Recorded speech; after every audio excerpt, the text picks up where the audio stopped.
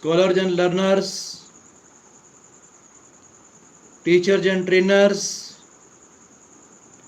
professors and professionals,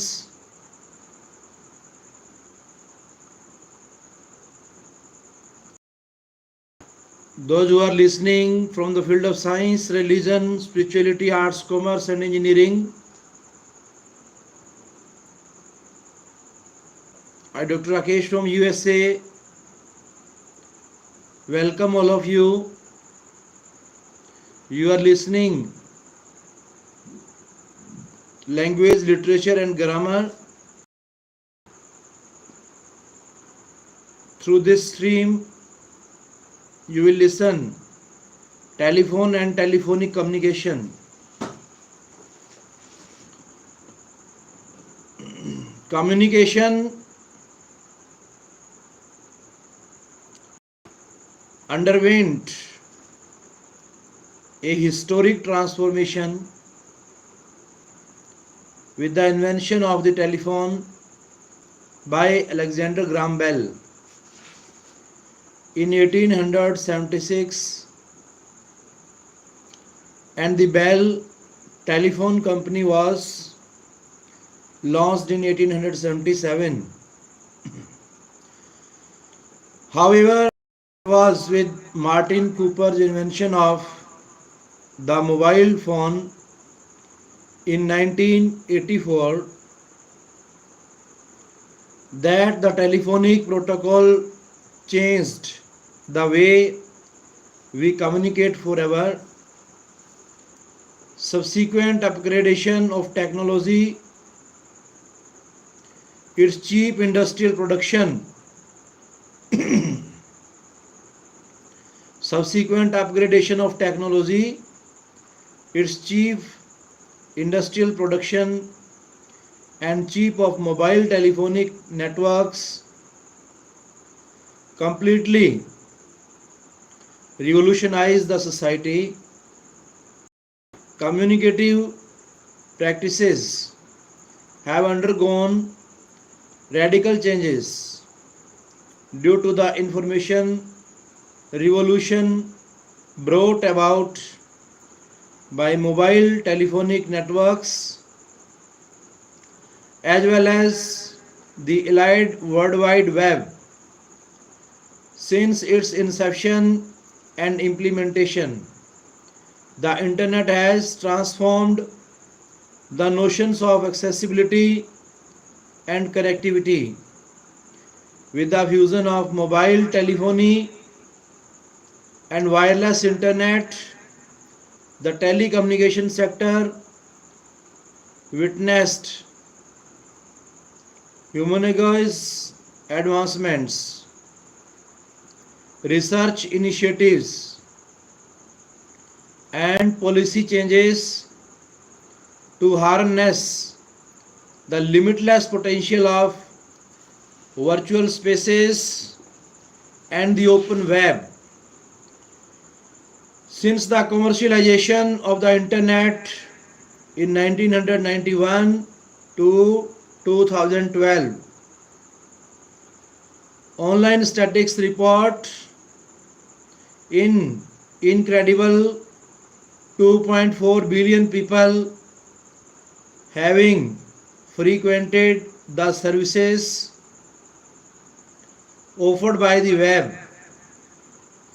It is absolutely certain that this number has gone up exponentially in the successive years, accelerated by the cheap availability of smartphones.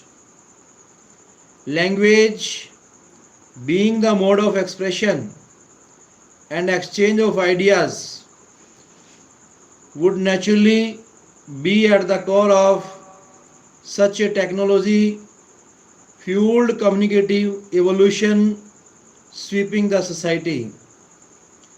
The global network of simultaneously connected telephone and smartphone users exhibits a highly diverse linguistic community The multilingual and multicultural conglomerate of telephone and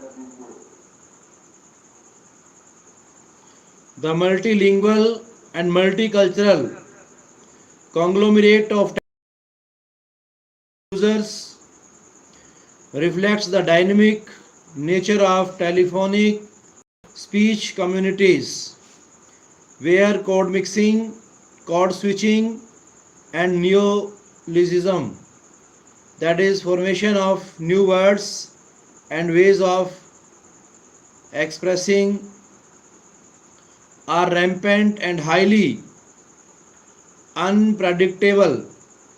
The notion of unpredictability arises due to the shifting patterns of language use. According to a report published in January 2020, the findings of study conducted by the Dubai-based market research firm Tech ARC reveal that over 500 million Indians are communicating through smartphones and 77% of them are also using the online mode of communication. Another report by the Internet and Mobile Association of India predicted the number of Internet users in India to rise to 500 million by June 2018, with an increase in rural Internet penetration to 20 to 26% December 2017 from 18% December 2016. Furthermore, a report by the Indian Cellular and Electronics Association in July 2020 predicts approximately 820 million Indians to be communicated via smartphones. These incredible numbers show how widespread telephonic communication is in the present Indian context.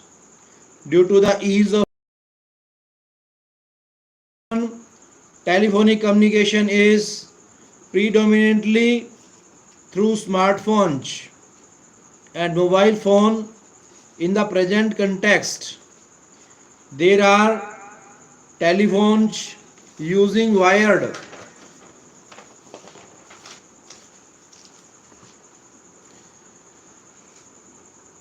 landline networks to, in case of establishments, government offices, corporate organizations, institutions, etc.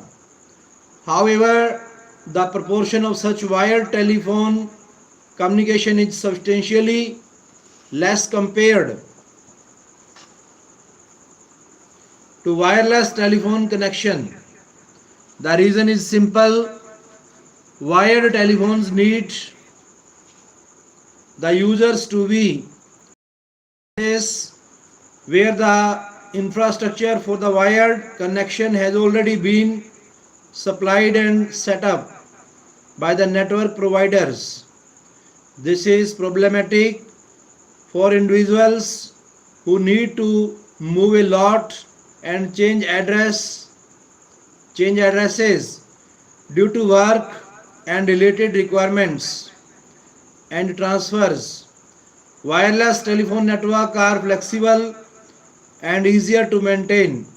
Even in the situation of having been transferred, the roaming network mode comes into play.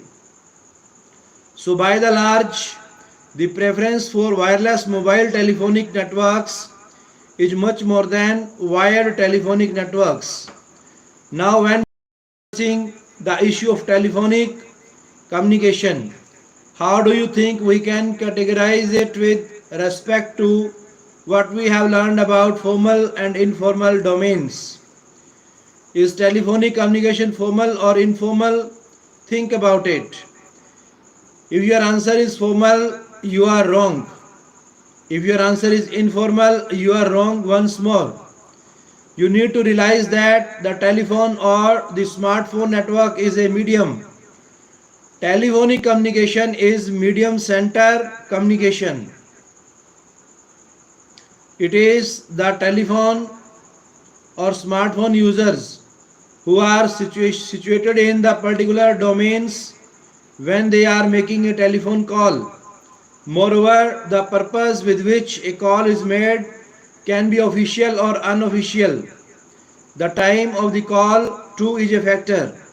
Therefore, telephone communication can be formal or informal depending on the domains where the caller and the receiver are situated, the caller's purpose as well as the time when the call takes place. Undoubtedly, telephonic communication is an integral part of our contemporary communicative practice. In urban areas, become well acquainted with the different functions of telephones and smartphones from a very young age. It does take some time and experience to become official telephonic communicators.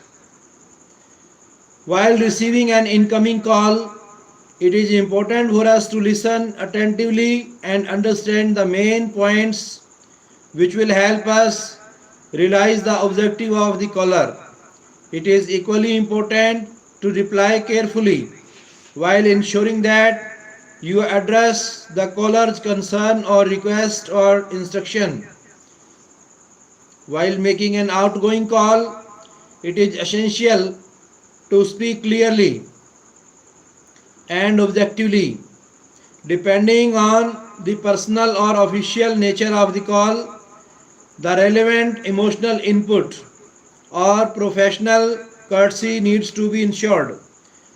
On getting the response back from the other end, it is vital whether the response addresses and thereby fulfills our purpose. If not, then the communication continues. Telephonic conversation or telephonic communication. What is telephone conversation? A telephone conversation is quite simply any conversation that occurs over a telephonic network using a wired telephone or a wireless smartphone.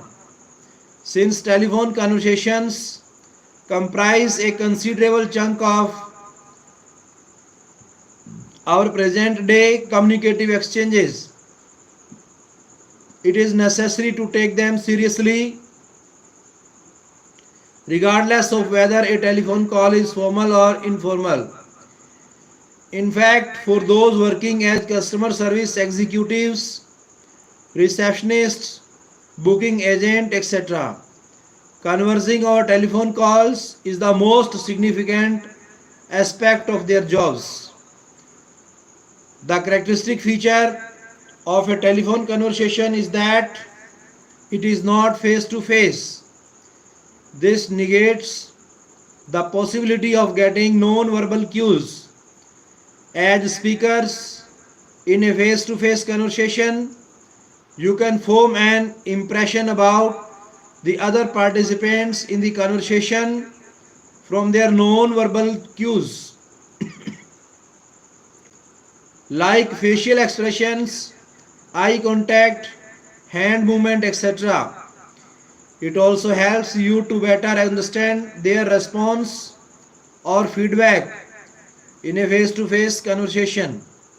However, in a telephone conversation, all bodily non-verbal cues are blocked as the interlocutors cannot see each other. Although you cannot see the interlocutor,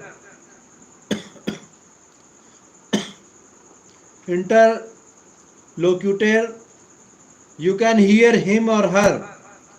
So the paralinguistic features of the caller or the receiver's voice are still available and influence a telephone conversation. The properties of the speaker's voice, his or her style of speaking, choice of words and manner will determine whether the speaker will have a favorable or an unfavorable impression on the listener. Paralinguistic features of voice, warmth of tone, possible implication, whether the speaker's tone is friendly or aggressive, emphatic or dismissive, smooth or abrupt, cooperative or non-cooperative, will influence the outcome of the telephone conversation. Pace, how fast or slow, in possible implication, how fast or slow, fluent or hesitant the speaker is, will set the flow of the telephone conversation. Pace is also often linked to the sense of urgency. Inflection, in possible implication, the rise and fall of tone all add. The rise and fall of tone add important non-verbal information to the message exchanged in a telephone conversation. Loudness, in possible implication, the varying levels of loudness can indicate assertiveness, emphasis, intimidation, secrecy, etc. Paying heed to the linguistic features of voice in a telephone conversation is critical, as the words exchanged in the conversation are transient, but the impression created by paralinguistic features of the speaker's voice remains. This impression subsequently influences all corresponding telephone conversation. In the formal domain, a negative impression can irreparably damage relationships. In the formal domain, there are other institutions and avenues that you can explore in case the outcome of a formal telephone conversation was unsatisfactory with a specific company or organization. Looking at a few telephone conversation. In the Indian context, a mother's concern is an undeniable fact for all teenagers. This concern amplifies when we are away from home to pursue higher education or on a job placement, etc. Consequently, a large number of informal telephonic calls revolve around mother-son or mother-daughter.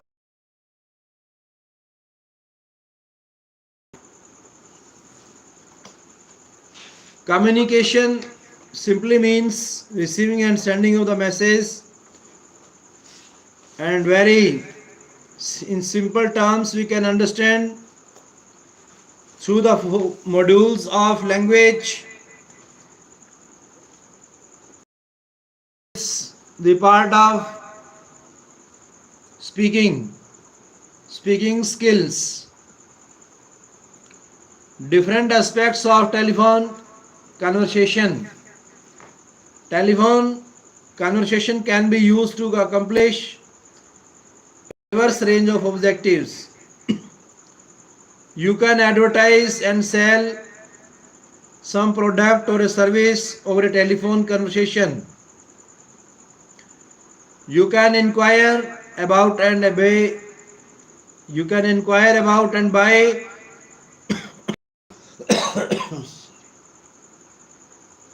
a particular product or subscribe to a particular service over a telephone conversation. You can discuss a personal or a professional issue over a telephone conversation. You can persuade a client or a friend to do or not to do something over a telephone conversation.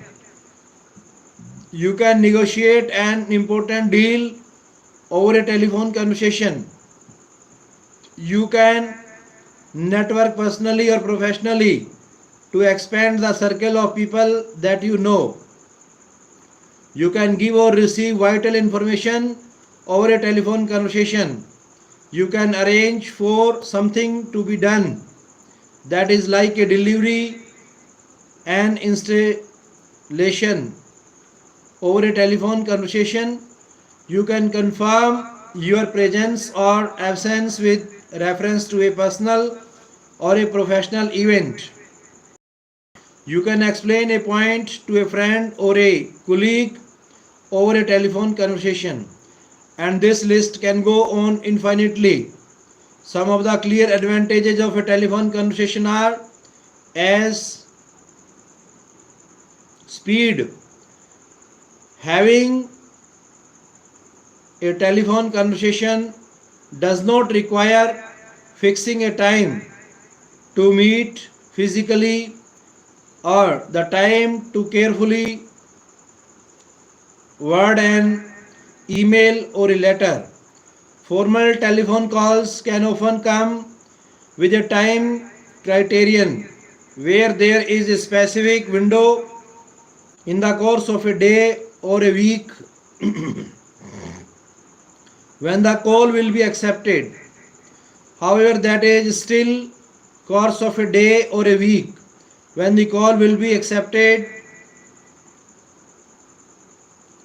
That is still easier considering no time being spent in physically traveling to meet the person with whom you need to converse. A telephone call is spontaneous and quick with whom you need to converse. A telephone call is spontaneous and quick provided the interlocutors are awake and are in a state to converse telephonically. Personal involvement. In a telephone conversation, the interlocutors are able to hear each other and perceive the quality of personal or professional effort from the paralinguistic features of the speaker's voice. Instantaneous feedback. Telephone conversations involve instantaneous feedback from the interlocutors unless one of them is unavailable for the conversation due to some reason. Receiving instantaneous feedback widens the scope for further discussion or better clarification of the issue or idea or purpose being addressed. Now, how can you ensure that your telephone conversation have an impact and push you closer to the intended outcome? You need to stand involved in a telephone conversation. The energy and enthusiasm in your voice can convey to the interlocutor how important your message is, or how serious you are about an idea, or how urgent it is for you to solve an issue. Due to the aspect of not being able to see each other's faces, telephone conversations demand the extra bit of energy to make up for this gap. You need to optimally utilize the time in a telephone conversation to nurture your relationship with the interlocutor, improve the level of understanding, and establish an empathetic connection. You should be friendly as well as candid in a telephone conversation, choosing expressions that meet the exact personal or professional requirements of the conversation.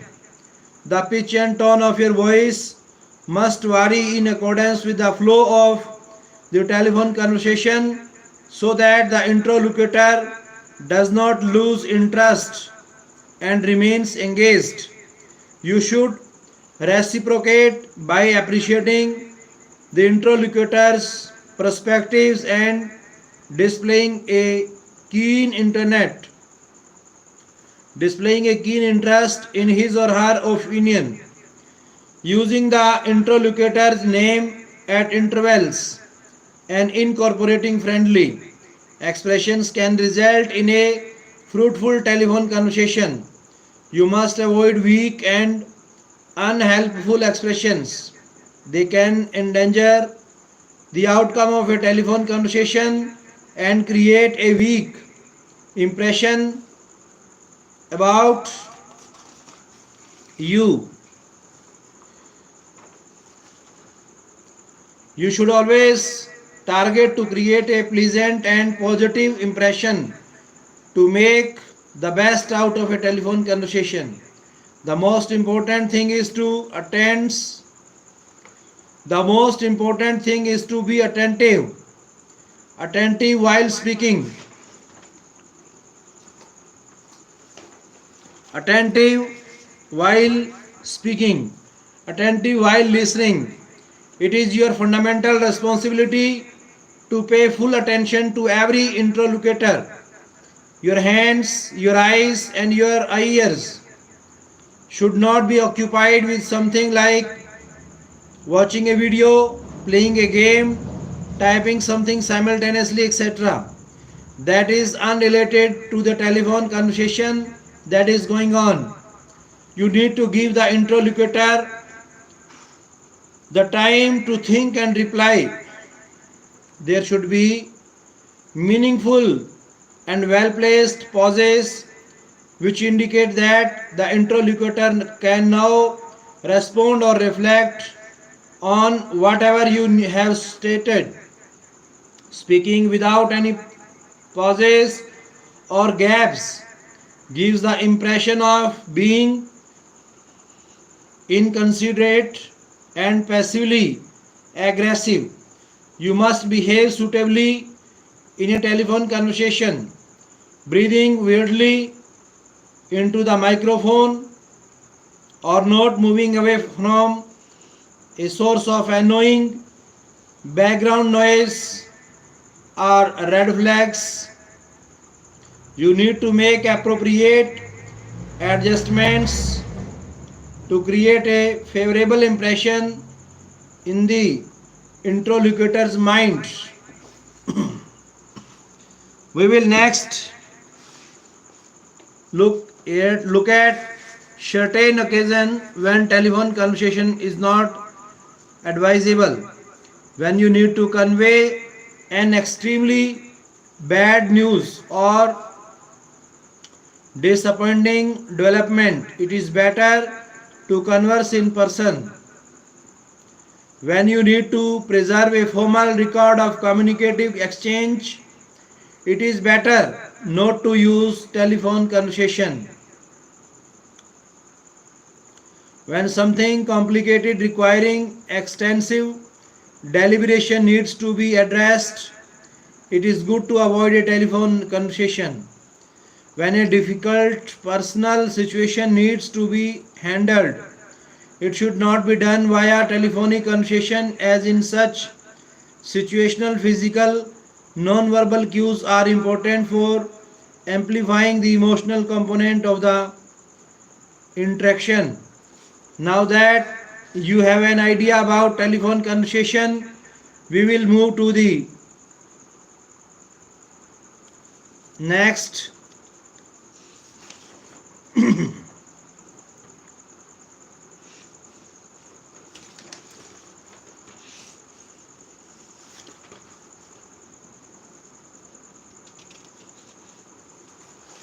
Speaking skills. All of you will agree with the fact that more than the study of language, it is the practical use of language that surrounds us every day in myriad situations. The purpose of this block is to emphasize the aspect of language and use rigorously and repeatedly applying the ideas that you have acquired in the preceding blocks of the course. We must emphasize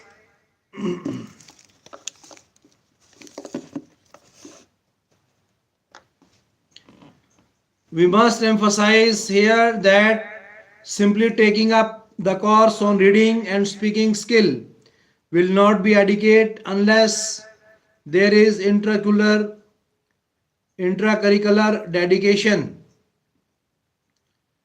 The onus is on you all to tirelessly practice the skills of reading and speaking. Why are we saying this? As most of you learn English as a sound language, as a second language, the interference of the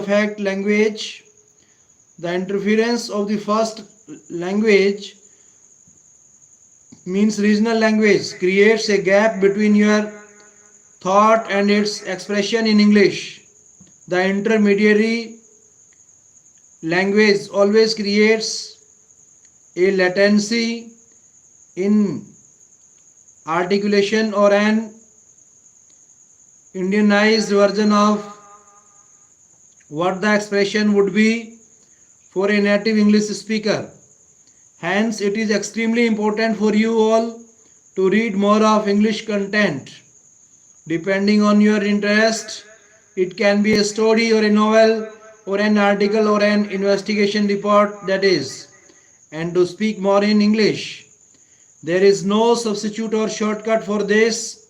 Improvement of your reading and speaking skills is directly proportioned to the time and the effort that you invest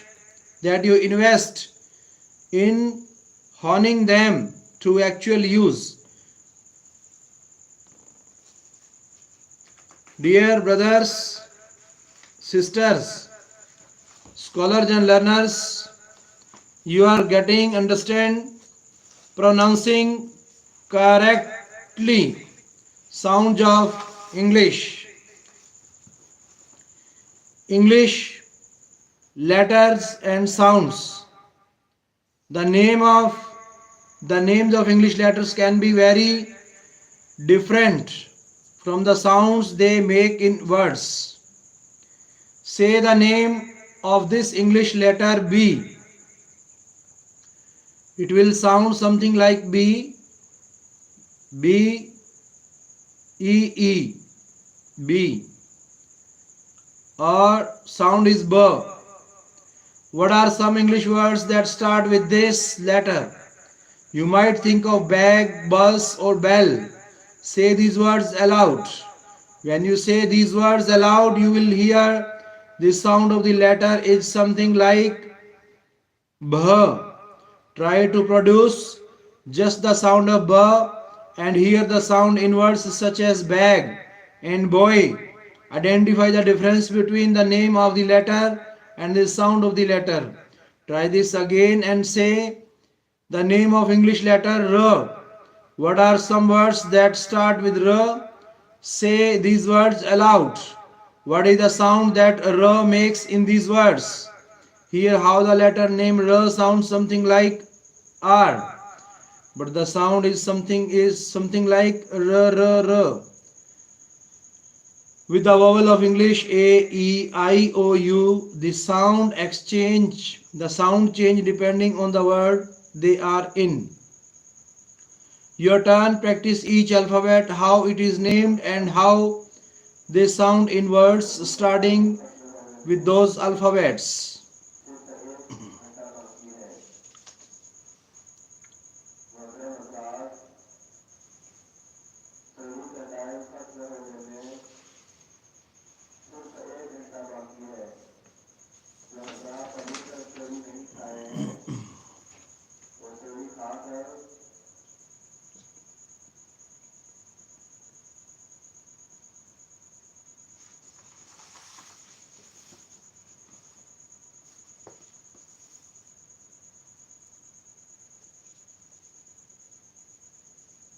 English, like any language, has its own set of sounds from which all words are made. If you want to speak English well, you have to teach yourself to recognize and pronounce the set of English sounds. There are two obvious reasons for this. If you can't pronounce the sound of English, people won't understand you very well. Occasionally, this may lead to misunderstandings.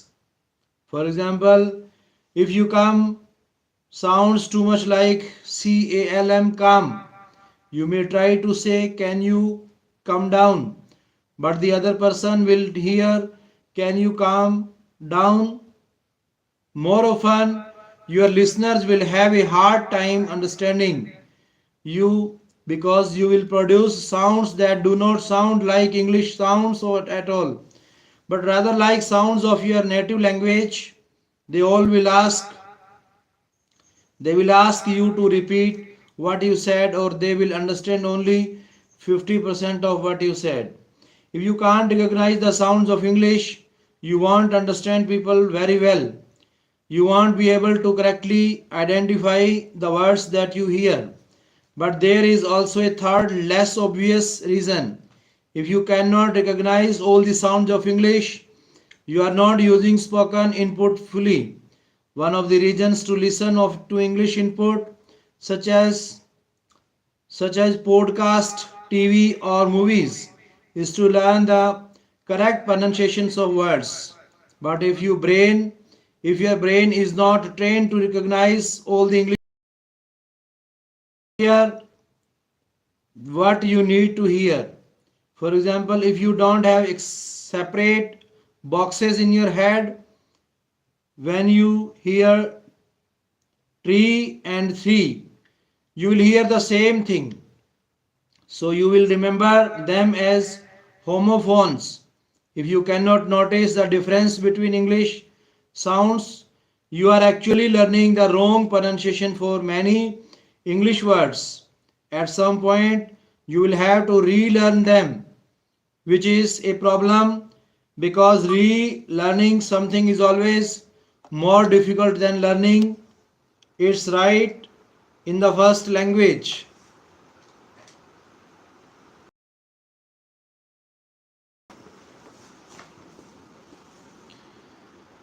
So this unit will help you to understand and recognize all the sounds of English that will help you speak correctly and effectively. You will begin with difficult and different alphabets and the sounds associated with them. English alphabets, syllables, phonemes. Phonemes, very simply, you can understand through the word phone or phoneme. Next important thing is to know about phonemes. The sounds of spoken language are known as phonemes. In English, the written equivalents of sounds or phonemes are known as graphemes, and the English alphabet made up of the 26 letters is called the orthographic alphabet. In a language such as English, not all words have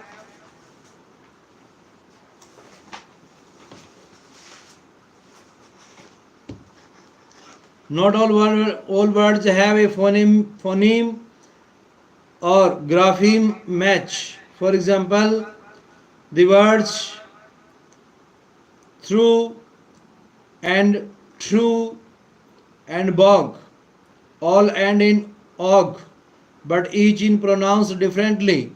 English is thus classified as a semi-phonetic language, that is, sometimes graphemes corresponds to phonemes and sometimes they do not. In order to study the sounds of English, linguistic devised an alphabet which contains symbols to center all possible sounds in English, called the International Phonetic Alphabet, which we will discuss. The International Phonetic Alphabet.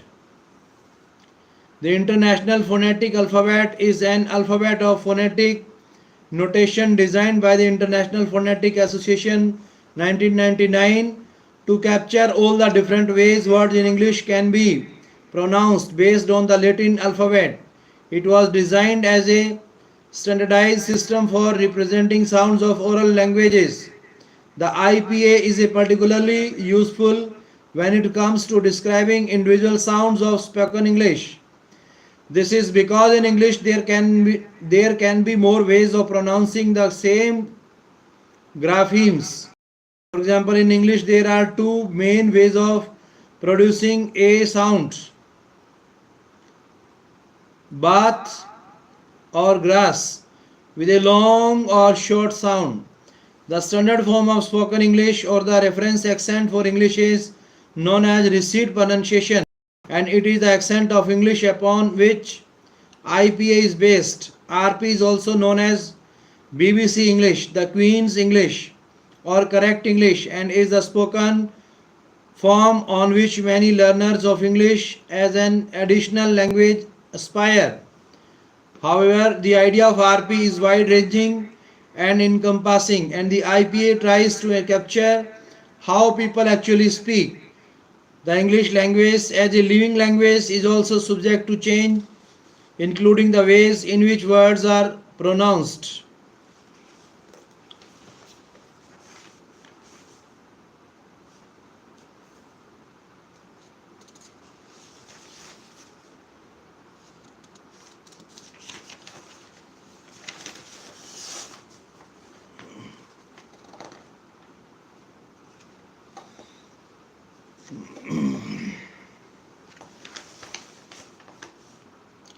Pronouncing correctly, stress and rhythm in connected speech and voice training.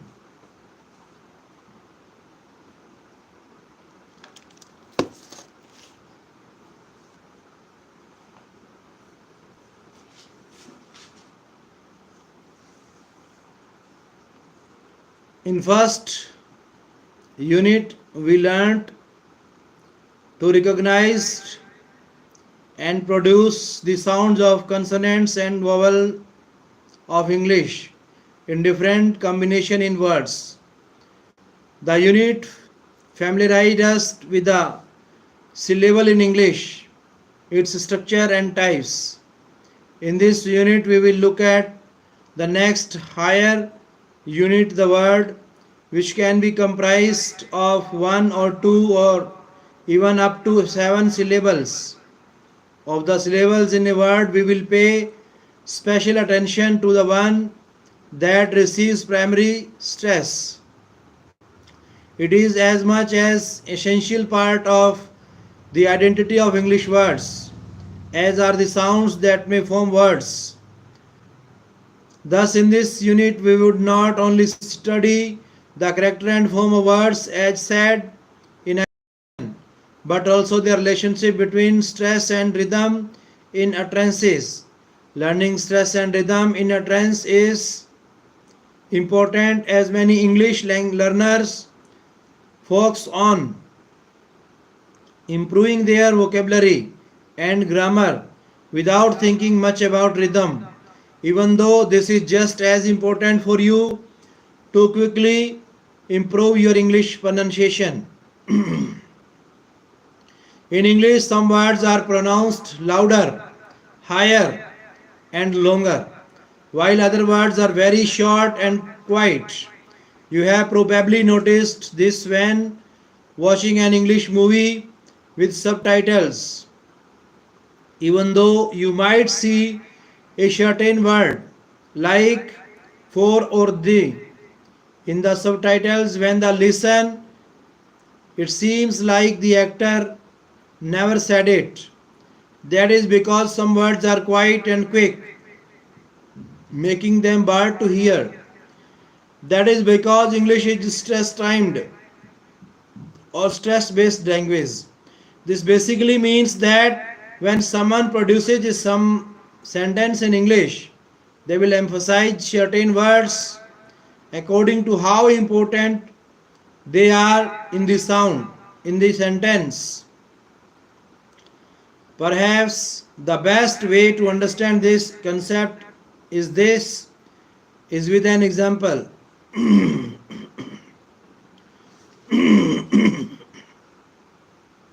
Sentence 1, I looked in the I looked in the car but I didn't see my keys. Sentence number 2, I don't like tea unless it has milk. The sentences are of different lengths. The first one is longer and has more words than the second one.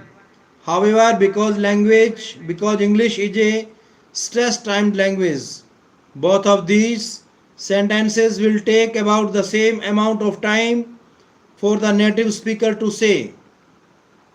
This is because both sentences have the same number of important or content words. These content words give meaning or critical information in the sentence.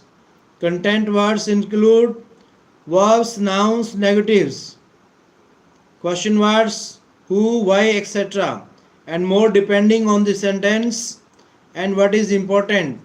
Using the same examples, now notice the content words. Sentence 1, I looked in the car but I didn't see my keys. Sentence number 2, I don't like tea unless it has milk.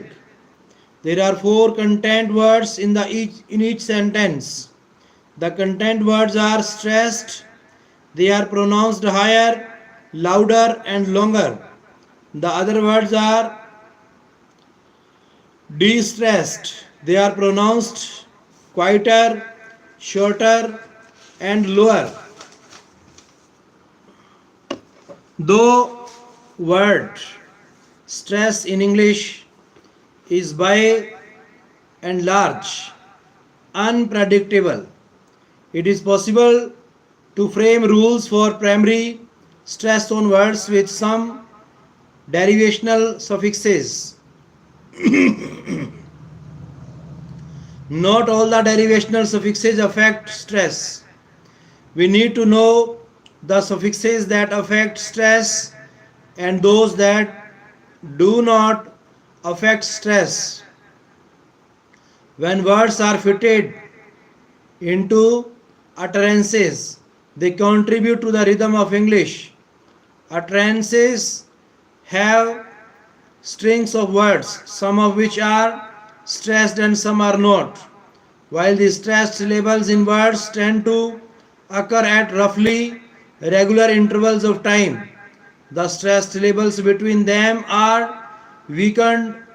Indeed, some words that are predisposed to being unstressed even have weak forms. You might be asking yourself, what is English rhythm and why does it matter? How important is all this? And what or who should I try and sound like?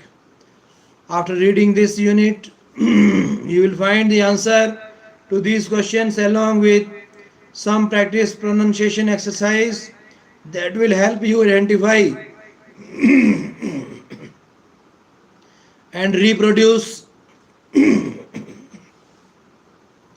natural English stress timing and rhythm. In this unit, you will read about rhythm, intonation, and stress in speech. Let's have an overall idea. What do these terms mean and how do they function in speech? Rhythm.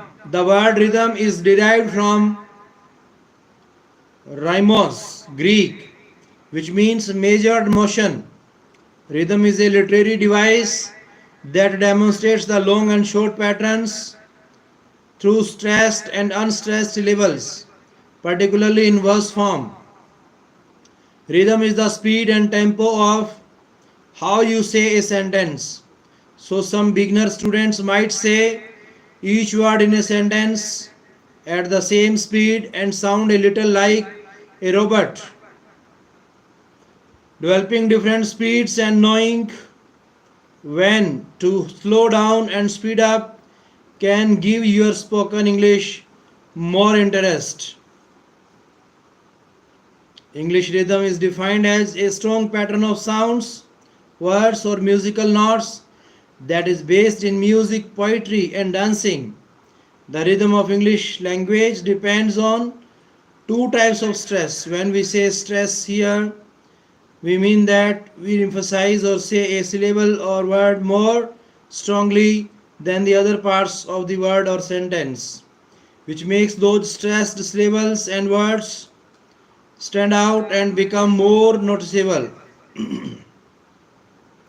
The beauty of the English language lies in pronunciation, accent, or stress lends naturalness and beauty to your English.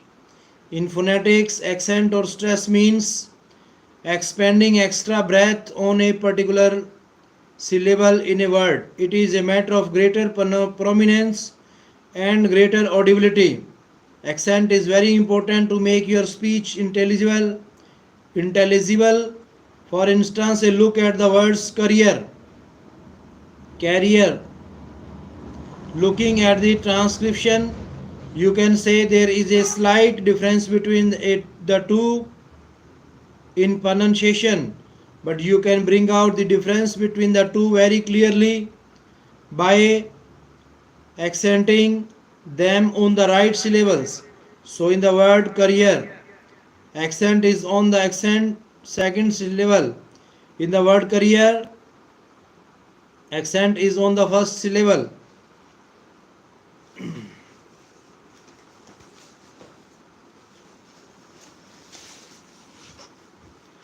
The mark on the top of a syllable in a word indicates that the particular syllable is stressed. This is known as primary stress. Primary stress indicates that the syllable is more prominent than the other syllables. There might also be a mark below on syllable in a word. This is known as secondary stress. This indicates this particular syllable is the next most prominent syllable. But for our speech purposes, primary accent is the most important one. Stress. Stress is saying a stress or part of a word more strongly and can be at word level record. Record is the noun, for example, of an athletics word record perhaps, whilst record is what you do to song when you copy it onto a CD. Stress is also important at sentence level where the meaning can be changed depending on which whole word you stress.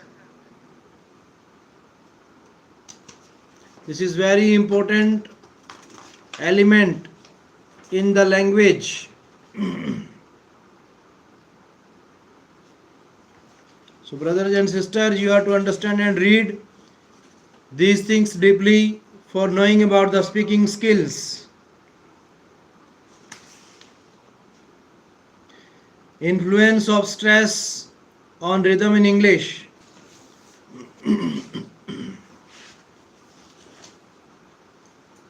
You must have noticed that utterance in English are a series of close-knit groups, each comprising stressed and unstressed syllables.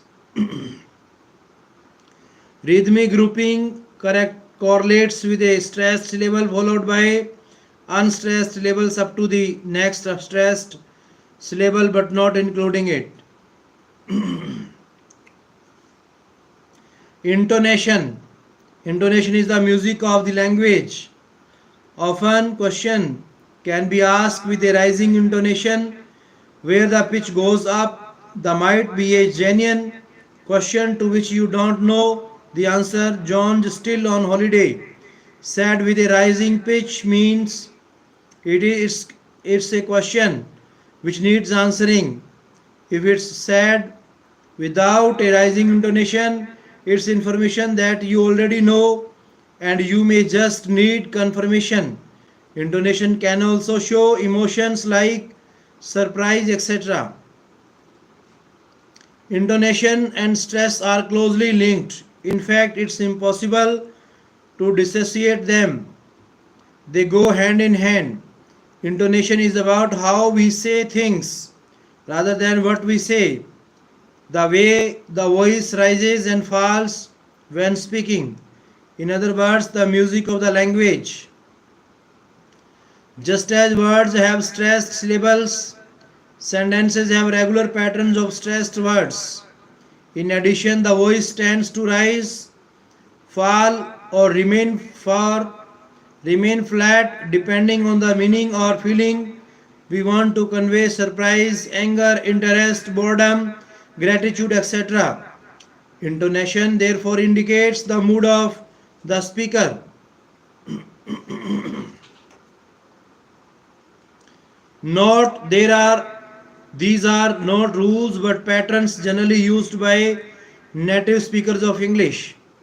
Just remember that content words are stressed and intonation adds attitude or emotion. The explanation on intonation is intended to serve as a general guide to help learner. It should no way make them unnecessarily anxious. It should be remembered that a written explanation can never be a substitute for a live conversation with a native speaker. Attitudinal intonation is something that is best acquired through talking and listening to English speakers.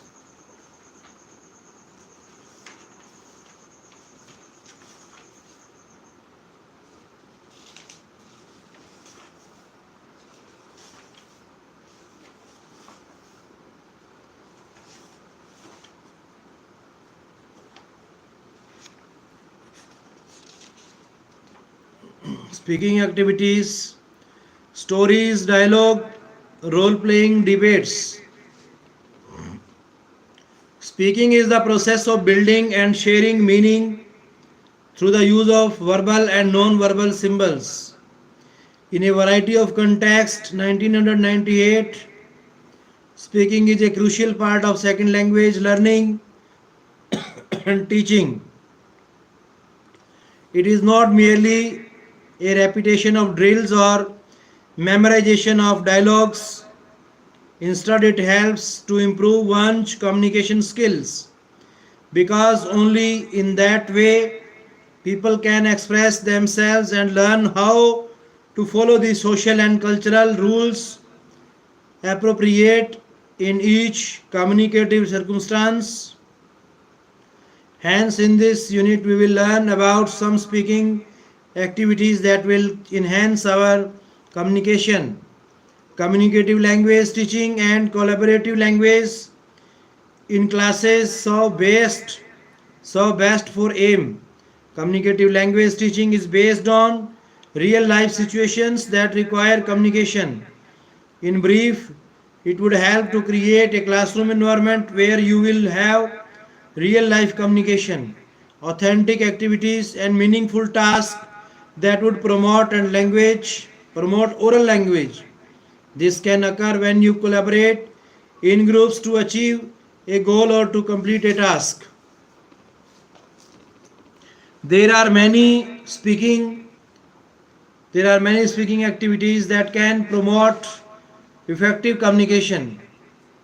Stories. A short story is meant to be read and finished in one sitting. It is a short work of fiction. Fiction, as you know, is prose writing about imagined events and characters. Prose writing differs from poetry in that it does not depend on verses, meters, or rhythms for its organization and presentation. Novels and another example of fictional prose and are much longer than short stories. Some short stories, however, can be quite long. If a short story is a long one, say 50 to 100 pages, we call it a novella. Elements of a story. A story has some key elements: setting, characters, plot, theme, and conflict. Setting is about the time and place a story takes place. Authors often use descriptions of landscape, scenery, buildings, season, or weather to provide a strong sense of setting. The setting describes where and when the story takes place.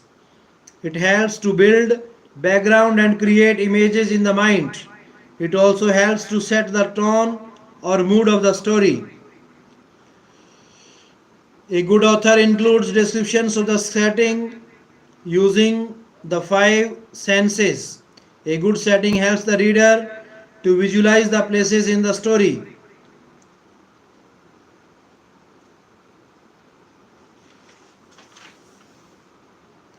Characters are the people, animals, or creatures who take part in the action of a short story. Every story needs characters. The protagonist is the good guy, the antagonist is the best guy or force. Characterization is the way in which an author shows the personality of a character. It is technique writers use to make characters come to life. Direct characterization tells the reader. Direct characterization is the obvious to the reader and spells it right out.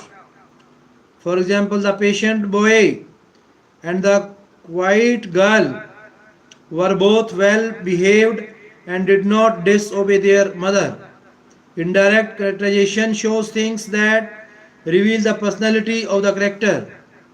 Speech, thought, effect on others, actions, looks.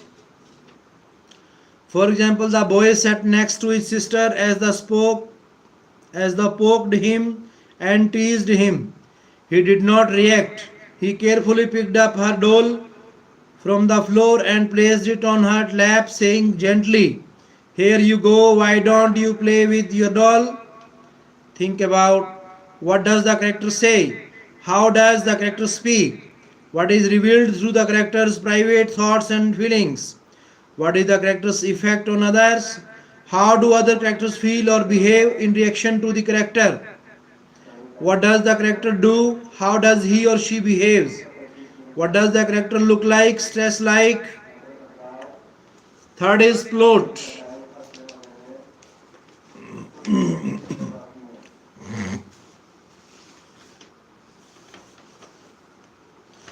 Plot is a series of events and character actions that related to the central conflict.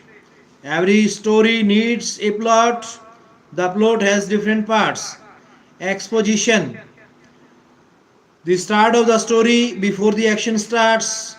Rising action, the series of events and conflicts in the story that lead to the climax. Climax, the turning point, the most intense moment, either mentally or in action.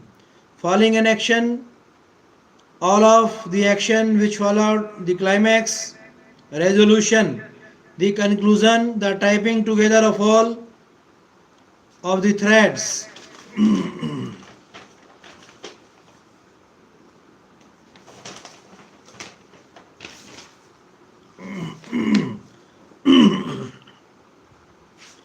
The climax is the most exciting part. Special techniques of plot: suspense, excitement or tension. Flashback interrupts the normal sequence of events to call about something that happened in the past. Surprise ending, conclusion that reader does not expect. Story writing number 4 part is conflict. Conflict is a problem or struggle between two people, things, or ideas. The main character is usually on one side of the central conflict. On the other side, the main character may struggle against another important character, against the forces of nature, against society, or even against something inside himself or herself. Conflict isn't always bad. Sometimes it helps to create change. Without conflict, there is no plot in literature. Conflict arises when there is struggle between two opposing forces. One of the forces may be an idea, community, environment, or supporting character. Conflict, whether it's external or internal, is the central action that gives a story a plot. May not be of much interest to an audience.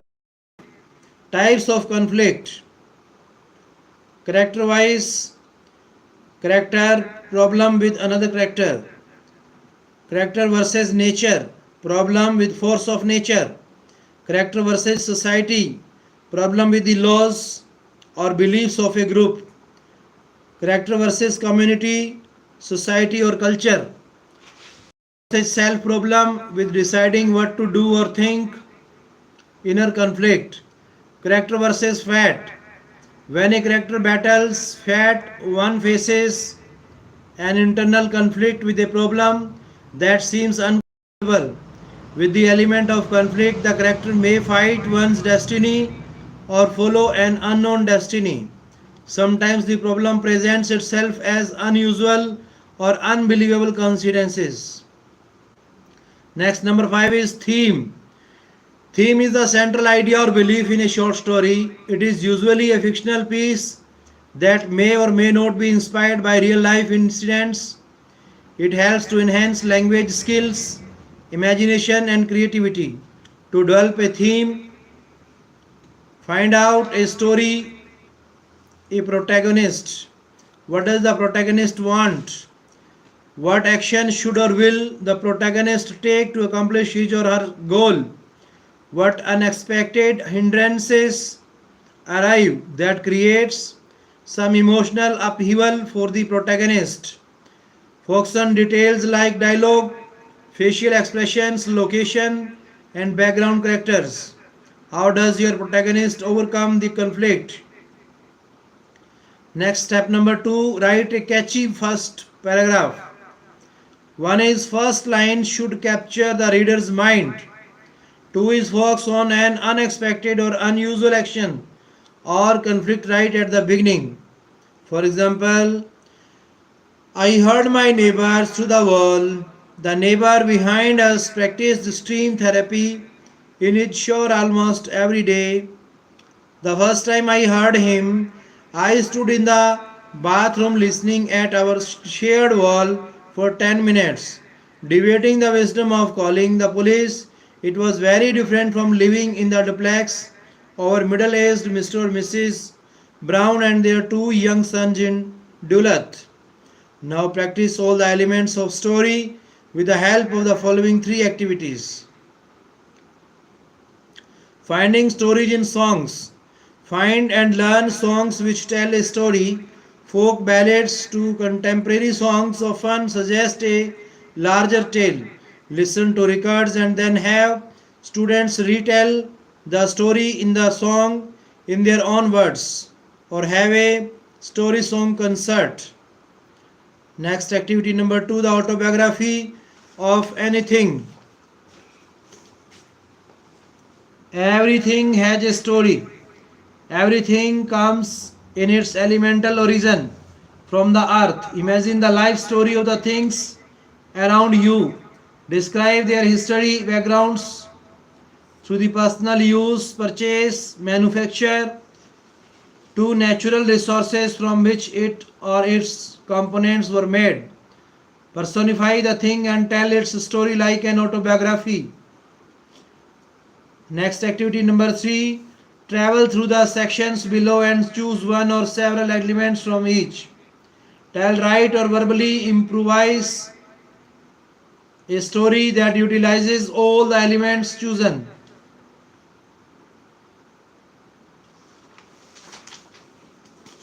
Dialogue and role playing. Practicing dialogue is a great way for English students to test their skills and develop a better grasp of the listening language. Dialogues are useful for a number of reasons. Dialogues provide models on which students can base their own conversation. Dialogues force students to focus on language production in a way that helps them practice correct uses. Student created dialogues can be used to encourage creativity. Dialogues can be used as a basis for listening to comprehension exercises. Using dialogues would help you to develop conversation skills, which is a common practice in most English classes. There are a number of different ways to go about incorporating dialogues into classroom activities. The suggestions below encourage students to role play and practice new tenses, structures, and language functions. Once students become familiar with these new languages elements, they can then use the dialogues as models to practice writing and speaking on their own. Let us practice dialogue with the following activities.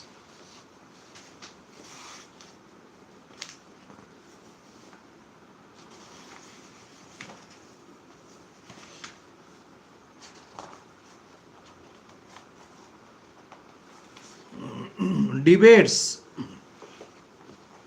Our next topic is debates.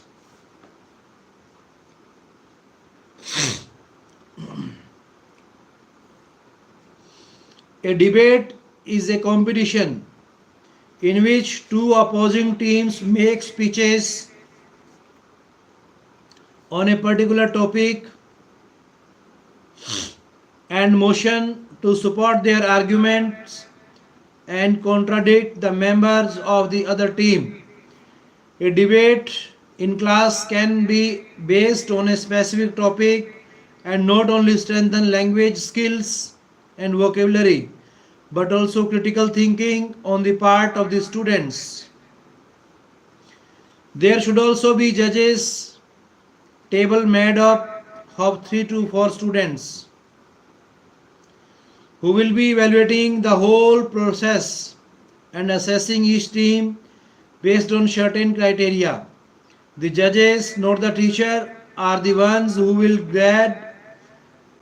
grade both teams and finally decide on the winner. In other words, the teacher should play the role of the coordinator, thus allowing students to feel independent, comfortable with the process, and responsible for following the rules and guidelines. Well, obviously, speaking skills are strengthened throughout a debate. Students learn how to improve oral skills not only by using appropriate phrases and structures but also by trying to use argumentative language. Team members will soon find that they cannot persuade the judges by using simple phrases or repeating the same expressions all the time. They have to use more elaborate language and therefore learn it. Listening skill also benefit from this process since team members and judges learn to listen to one another carefully and understand their points of view. No matter the accent or intonation, they should be paying close attention in order to gather information for their own opposing statements and arguments. Writing skills. Writing skills are strengthened when team members and judges are asked to take notes and write their arguments in the given worksheets.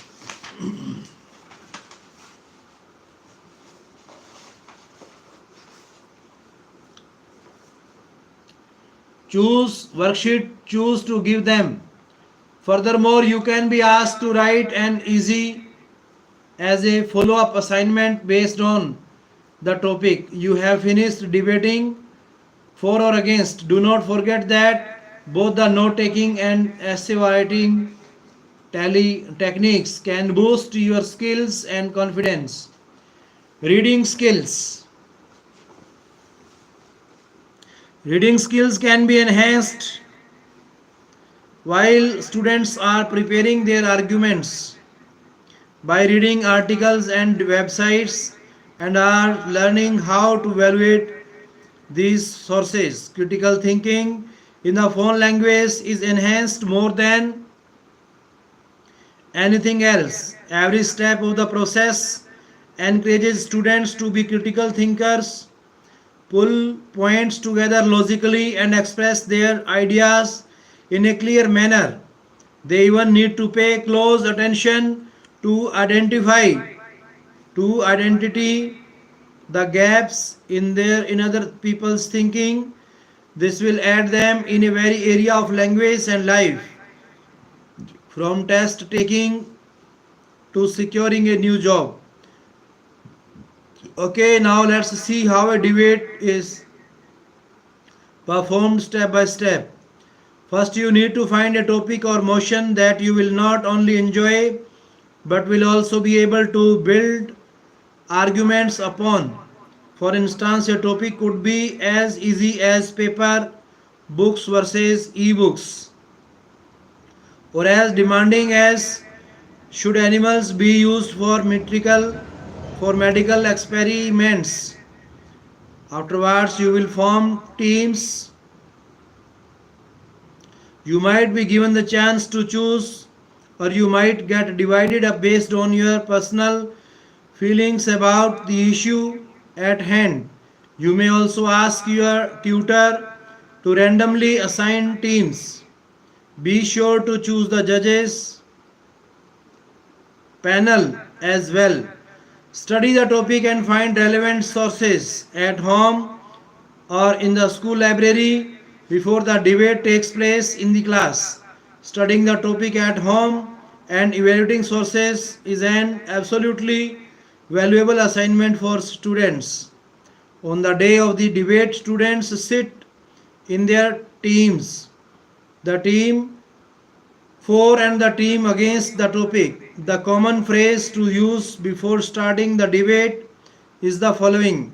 This house believes that, for example, this house believes that animals should not be used for medical experiments. While sitting in their places, team members can choose their key speaker who will give them a main introduction and conclusion. Even though they can decide whether they all take their turns to speak, all team members have their own materials, handouts, sets of rules, objection cards. Likewise, the judges sit at their table where they have their own materials. At this point, I have to underline that class size matters. Obviously, when you haven't class of 30 students, things are much different than they would be with a class of 10. But this should not scare you away. In a large class, things need to be organized more carefully. There could be 4 smaller teams instead of 2, with the talking time of each team decreased.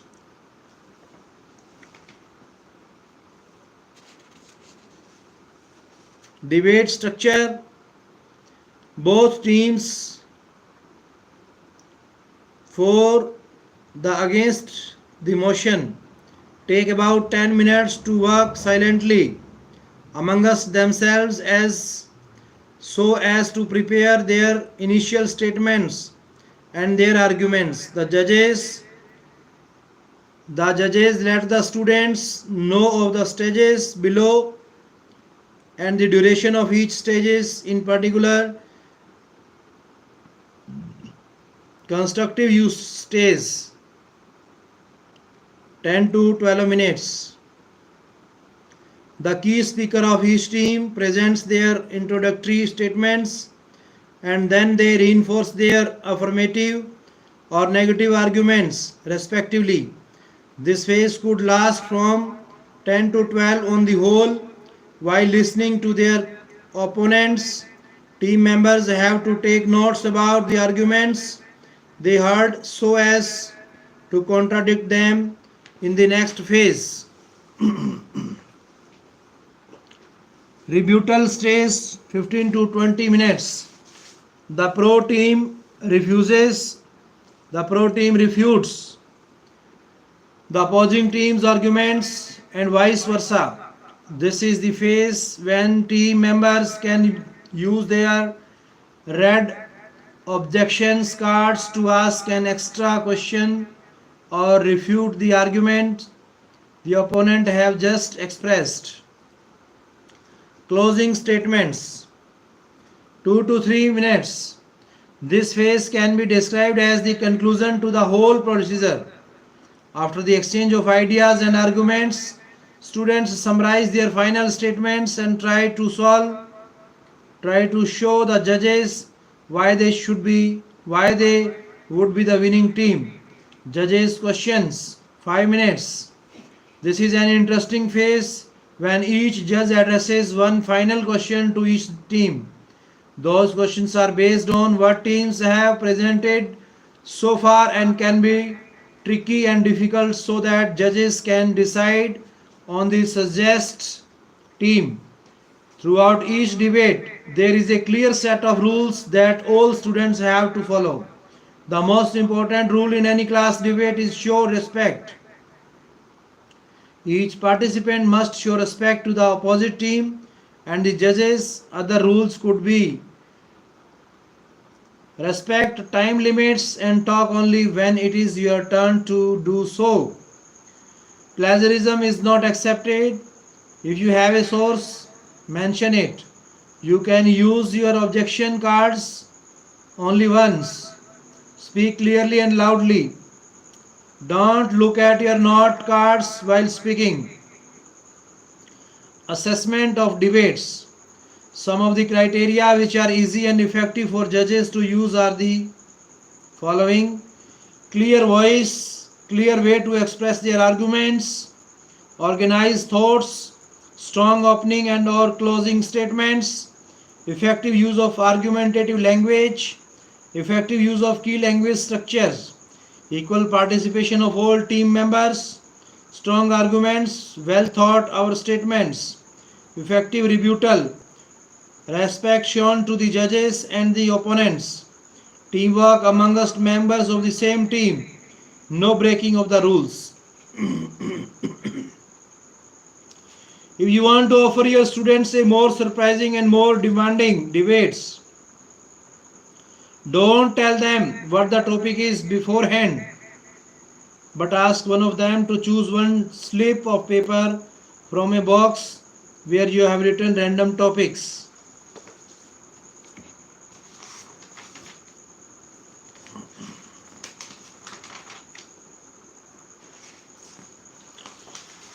So these are the rules related to debate, speaking activities, participating in discussions, meetings, presentations. In order to effectively communicate,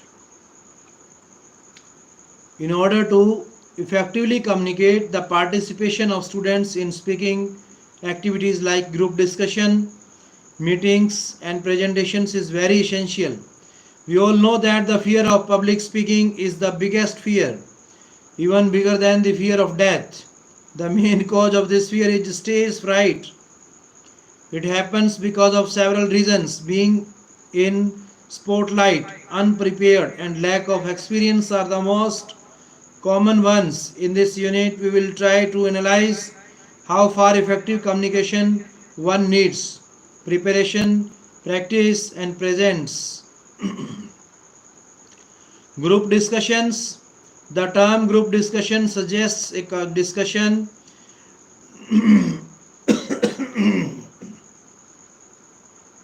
The term group discussion suggests a discussion within a group of people The group ideally will have 8 to 12 members who express their views freely, frankly, in a friendly manner on a topic of current issue. So within a time limit of 20 to 30 minutes, the abilities of the members of the group are measured.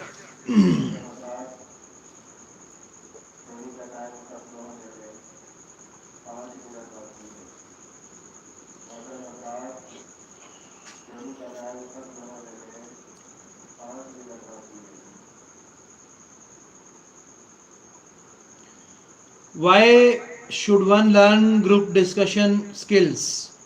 Developing group discussion skills is useful for everyday life as we regularly find ourselves having discussions among us friends, family, and colleagues. These may vary from very informal chats about day to day things to more serious topics, for example, a discussion about a recent news story or a problem that needs to be solved.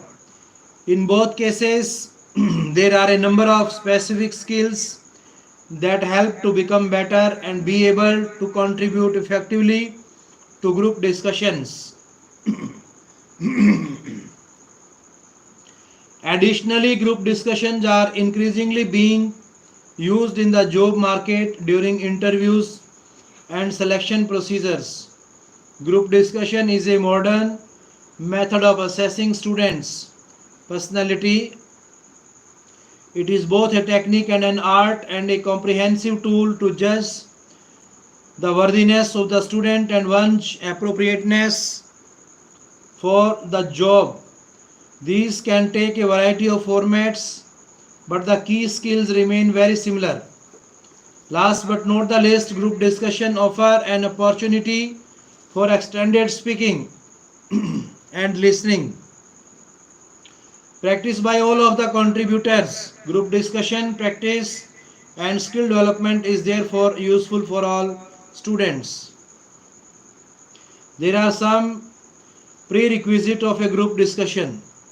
The topics are given by panelists, some time for planning and preparation, knowledge with self-confidence, communication skills or power of speech, presentation skill, controlled body language and personal appearance, being calm and cool, extensive knowledge base related to different areas like politics, sports, science, commerce, industry and technology, MNCs, etc. Analyze the social, economic issues logically, listening skills and cooperation. The students have several benefits from group discussion. They get the simulation of thinking in a new way. It helps to expand their knowledge, understanding of the one's strength and weakness. One's true personality is revealed and qualities of leadership crystallize, provides chance to expose language skills, academic knowledge, leadership skills, people handling or managerial skills, teamwork and general knowledge. The salient features of group discussions are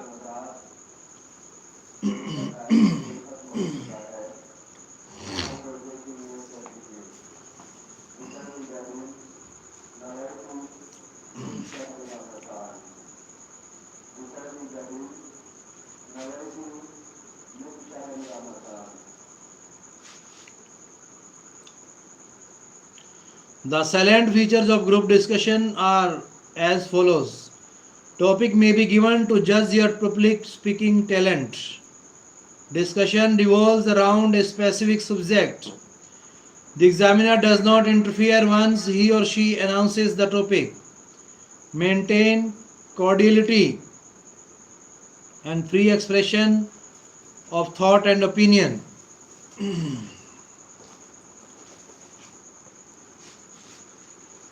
Do's in group discussions.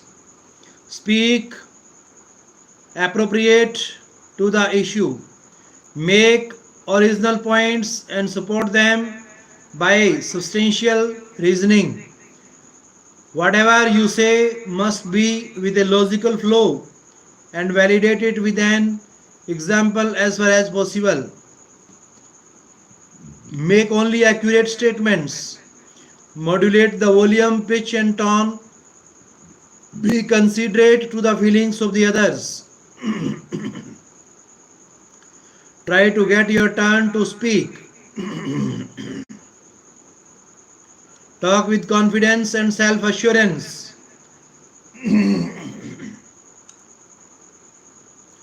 Listen to the other participants actively and carefully. Be an active and dynamic participant by listening. Don't during group discussion.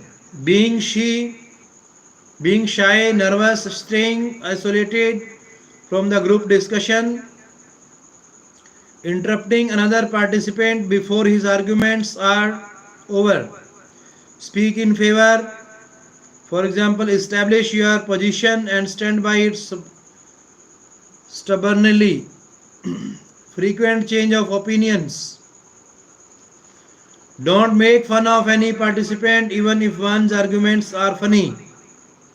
Don't engage yourself in subgroup conversation. Don't repeat and use irrelevant self to the examiner. Worrying about making some grammatical mistakes for your interest. The matter you put across is important. Important points in group discussion. Be assertive. An assertive person is direct, honest, and careful about not hurting others' self respect.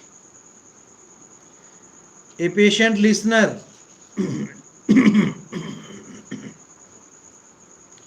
Listening to another person is one way of showing appreciation. Appreciation. Right language. Words can make friends, and right words at the right time make the best results. Be analytical and fact oriented. It is necessary to make relevant points which can be supported with facts and analyzed logically. Accept criticism. If any member of the group criticizes or disapproves a point, it is unwise to get upset or react sharply. In case the criticism is flimsy, the same can be pointed out politely. Maximize participation. One must try to contribute fully, vigorously, and steadily throughout the discussion. Show leadership ability. A group discussion also evaluates your leadership qualities. Accept someone's points of view. Praise the argument. Review. Express your argument with few facts, cases, statistics, newspapers report, publication, etc. Express without hurting others' feelings. Some suggestion. Never try to bluff. Never try to bluff. Practice group discussion with friends on different subjects. Remember, speech is a powerful weapon. Types of discussion. There are different types of discussion that occur naturally and which we can recreate in the classroom. These include class discussions. These includes discussion where the participants have to make discussion. For example, decide who to invite to a party and where to seat them. Give and or share their opinions on a given topic. For example, discussing beliefs about the effectiveness of capital punishment.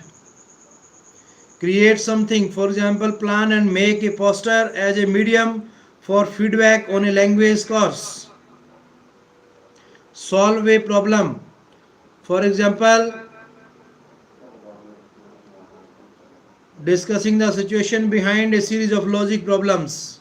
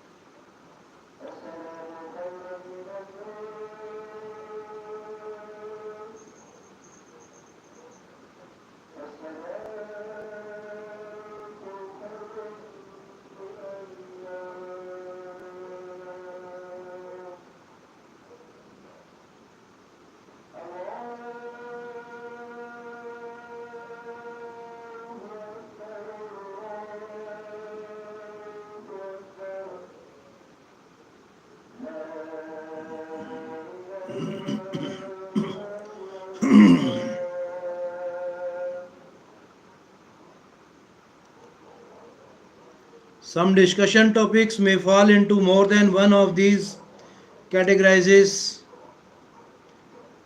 but it is useful to consider a variety of formats to which the students can apply the skills they are learning.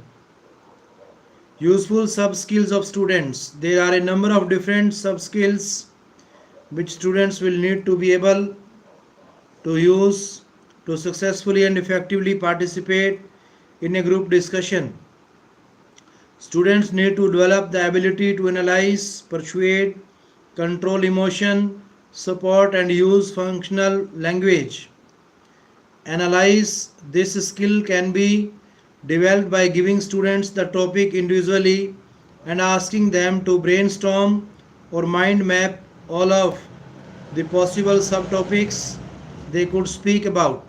The students can then swap their notes and assess or analyze the relevance of each of the subtopics their partners have included. Together, the students then draw up a fresh list or mind up map and discuss how the subtopics might be linked together along with examples or reasons for any arguments they might have.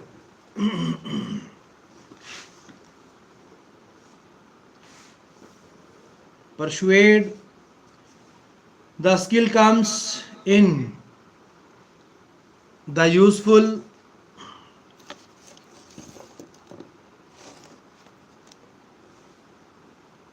which the skill comes in useful when students need to make decisions on how to do something. For example, which candidate should get a job. A fun activity to develop this skill is to give groups of students this topic and ask them to decide on the profile of the perfect candidate, creating a list of 7 adjectives. The students are then regrouped and asked to persuade the other members of the group that their selection is the best while compiling a second negotiated list. The group members who retain the most from their original list are the winners. Note down useful phrases that you hear the sounds using while doing this task and discuss these at the end for future reference. Control emotions. This can be practiced by giving the students a fairly conversational topic, controversial topic such as friends are more important than family, and asking the students to decide whether they agree, disagree, or have no opinion, making notes on their main arguments to support their viewpoint. Divide the students into groups, ensuring that there is a mix of views within each group. Explain that for the discussion, the aim is to keep their voices low and try to control their emotions as far as possible. Monitor and give feedback on these areas. Support. One of the most important things for this skill is for students to learn when it is and it's not appropriate to interrupt and how to do it. Very often students will talk over each other in effort to get their point across and forget to listen. To practice this, you can get your students to make a list in small groups of when it is and it isn't appropriate to interrupt other speakers. They should include things like not appropriate during the middle of a point. If the speaker has not said very much previously, or when you are feeling angry and liable to say something you will regret. It is appropriate when the speaker has been dominating the discussion for too long. What the speaker is saying is completely irrelevant to the topic, or you don't understand the point he or she has made. You can then give them or elicit a list of phrases which they might use to interrupt politely. For example, can I just add something here? Sorry, I would just like to clarify something, etc. The students then write 5 of these on slips of paper, one per slip, and have a group discussion on a given topic. The aim is to use all of the language on their slips when they have need. When they have used a phrase, they put the slip in the middle of the table. The other students in the group judge whether the interruption was appropriate or polite. If not, they take the slip back and try again. Depending on the types of group discussion that you plan to do, it is useful to draw up a list of useful functional language expressions to refer to. This could include phrases for functions such as giving reasons, giving your opinion, agreeing and disagreeing, etc. You can either make up the list yourself and distribute it, or get your fellow learners together to do this. For each group discussion, you can then refer them to the appropriate section of the list and use a few moments to consider the language better beginning the discussion. Some tips for setting up group discussion for teachers. These are several key things to consider when setting up group discussion in the classroom to ensure that they run successfully. Give the students some planning time, either individually or in small groups. Don't just give them the topic and say go. It is often useful to discuss some associated vocabulary or functional language that they might find. Choose topics which you are confident your students will find interesting. Get them to brainstorm some ideas for discussions they would like to do and use this as a starting point. Ensure a balance between input and practice. Use a variety of styles or topics. Vary group size and procedure. Some companies do selection on the basis of group discussion with very large groups of people, over 10 in some cases. If your students will be facing these types of group discussion in the future, make sure they get some practice doing them. It can also be useful to mix classes of students so they have practice doing discussions with people they don't already know. Encourage group discussion outside class time. Give students some extra feedback forms to use to give each other input on how they perform in group discussions outside of class. Give an encouraging feedback. Feedback can take several forms, and it is good idea to vary the way it is given. Students can observe each other doing group discussion and give each other feedback on the specific areas of input that has been covered, ideally using a feedback form. Additionally, students can do a reflective group feedback exercise where at the end of the group discussion they discuss how effective each of the participants was during the discussion. Again, giving them some folks questions to guide this stage will help them. We can try videotaping the group discussions and playing sections of these back to the class to analyze. Some students find this extremely useful. Conclusion: as we have seen, group discussion can take a variety of format and are useful for all types of students. They can be done in preparation for job interviews or as extended speaking practice simply to increase fluency. It is important to consider the different sub skills that are involved in participating in group discussion and ensure that you do activities that address each of these. Additionally, structuring and varying the way that feedback is given will help the students to identify areas of improvement. Meetings.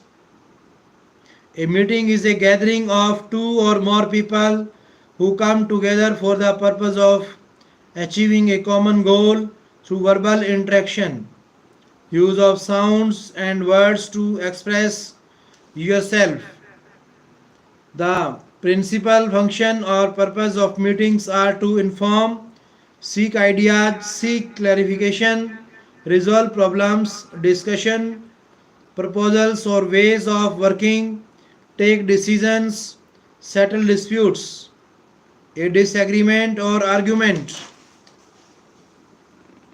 Types of meetings: report and information oriented, to align or position in a particular direction or in a particular relation. Decision making and problem solving, creative and brainstorming, process for generating creative ideas and solutions. Training and skill building. Meeting etiquettes: be on time, make sure you come on time and prepare for the meeting ahead of time. You don't want to waste anyone else's time by not being punctual. Make introductions. If everyone doesn't know one another in the meeting room, you need to make introductions. You should do this by starting with the person of the highest rank first. Have a strong agenda. This is a part of being prepared, but you should have a good, strong agenda so that you can stay on track. If you do get off track, you should have a strong facilitator to get you back on track. The chairperson of the meeting should circulate a meeting agenda to each participant at least 1 week in advance. Participants should call the chairperson to express any concerns about the agenda at least 48 hours prior to the meeting. The chairperson and concerned participants will then have time to determine if changes need to be made. The agenda should mention the meeting's start and ending times as well. Sit appropriately. If it's a sit down meeting, you need to adjust your chair so that you are at equal height with everyone else at the table. Speak up. When people speak in meetings, they need to speak loudly enough so that everyone hears that what they are saying. Understand the unwritten speaking rules. It's not polite to interrupt others, but in some meetings you have to interrupt at some point or you won't be heard. Understand the rules so that you can have a productive meeting. Do not have your phone out. A lot of people keep their phones on the table during meetings. Don't do this even if you aren't booking at your phone. It can get distracting if it starts lighting up or making noises. You can drink coffee, but you need permission for anything else. If you are going to eat, it needs to be okay with the entire group. You can make noise or give off smells that are disruptive, so it needs to be okay with everyone. Clean up after yourself. This is especially true if you are drinking or eating during the meeting. You need to clean up after yourself and leave things the way you found them. Otherwise, it's not professional. Don't save all your questions for the end. Ask your question at the appropriate time. Do not be the person who starts asking questions and adding stuff that don't that doesn't need to be added when everyone's getting ready to go. Be prepared. Each participant should come to the meeting with all of the materials and data he or she will need and an understanding of the meeting topic. Breaks. Meetings should have a break every 2 hours. Breaks should be 20 minutes long and meal break should be 30 minutes long. Attire. The chairperson should indicate what kind of attire is required for the meeting, either business casual or business, formal, and participants should follow that rule. A representative lasting of the attire would be helpful as participants may have differing views on what business casual and business formal is. For example, when listing the meeting as business formal, you can indicate that a button down shirt and khaki pants are sufficient. Speaking, keep the meaning organized by only speaking when you have the floor. Ask question during the designated questions period and raise your hands to be recognized by the chairperson as having the floor. Do not interrupt someone while they are speaking or asking a question. Listen. You may find that many of the questions you have about a topic are answered by the content of the meeting. Listen attentively to the meeting and take notes. Things to do before the meeting: arrange the data and time, reserve a meeting room, send notices to the people who would attend the meeting, prepare agenda of the meeting, plan food and refreshments, create an action list, choose a meeting format, assemble materials, plan for supplies, equipment, software, handle last minute details, determine how meeting will be announced, determine audiovisual or equipment needs, order or less audiovisual equipment, confirm attendance at least 24 hours prior to meeting to confirm food order.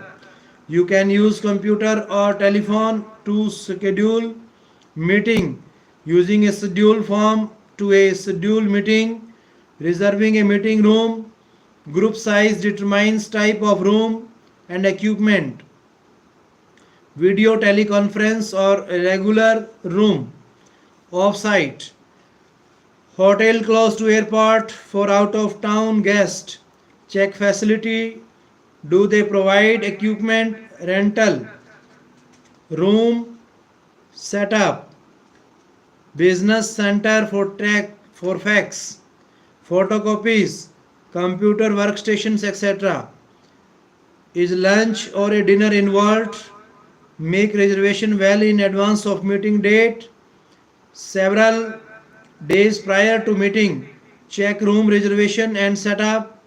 Be alert of any change and follow through. Arrangements and atmosphere of room contributes to effective meeting. Do the room and furnishing contribute to as an effective meeting? Will the participants remain in the same room for meal? Will the participants need to break into smaller rooms? Does the arrangements meet the purpose of the meeting? Is the room large enough for participants and audiovisual aids? Will there be a guest speaker? What type of media equipment is in the room? Is the room free from obstructions such as post or distractions and interruptions? Is there adequate lighting, heating, ventilation? Sending notices. Specify the following when sending notices: purpose of meeting, date, time and location, who, what, when, where, how long and why, deadline for agenda items, what action to take if member will attend, what action to take if member cannot attend.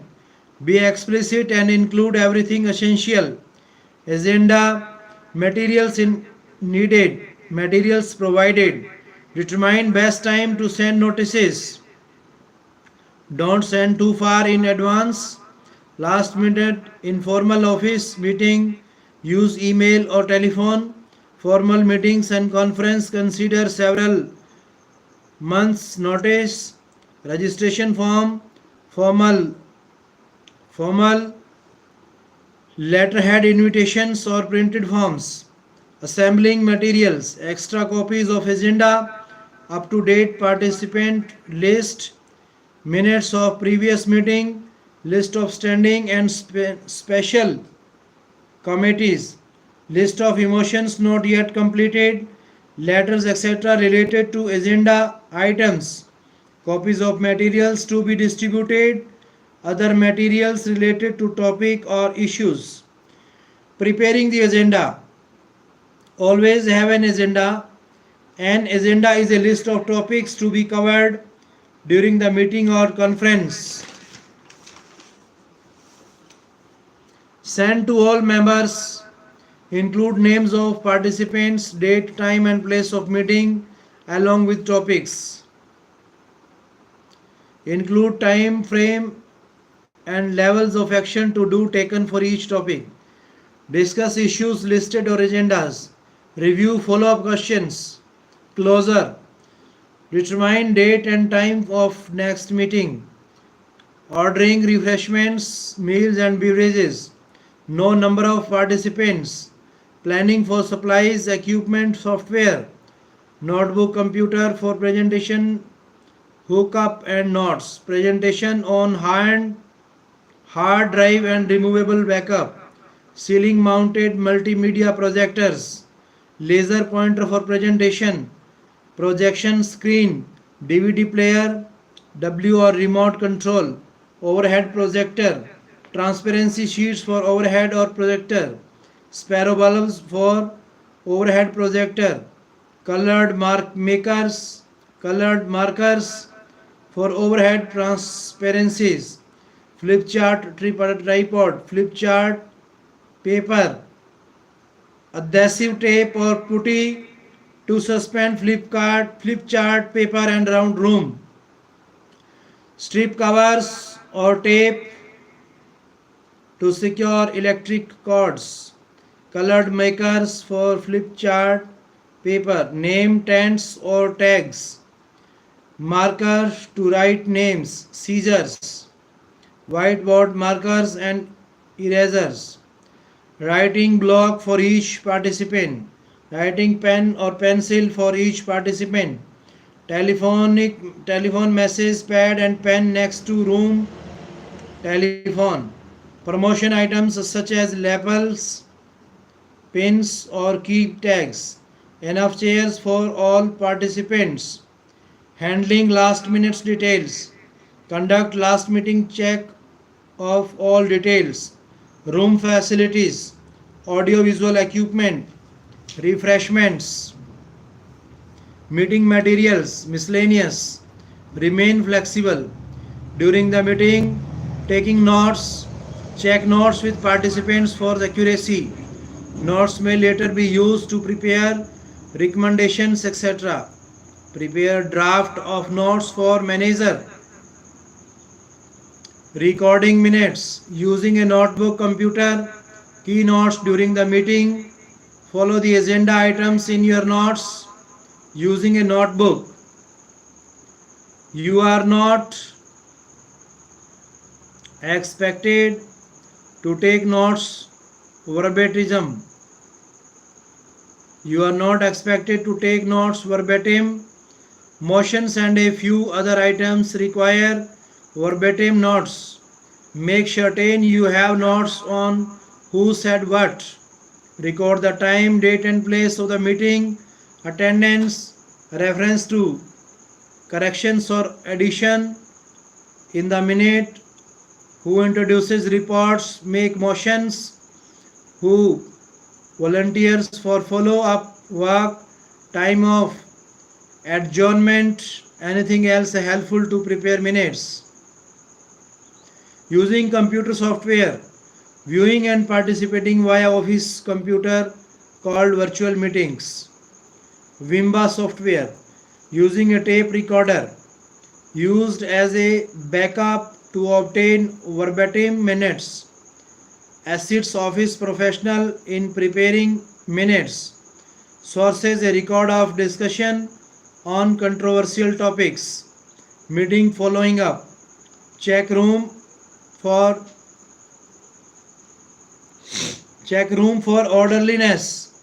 Make necessary follow-up entries in calendars, send materials to those absent, prepare a list, remind manager of his or her obligations resulting from the meeting, put a copy of everything, agenda, reports, etc. in a folder for preparing minutes, handle requests that resulted from the meeting, return all audiovisual equipment, enter date and time of next meeting in calendars,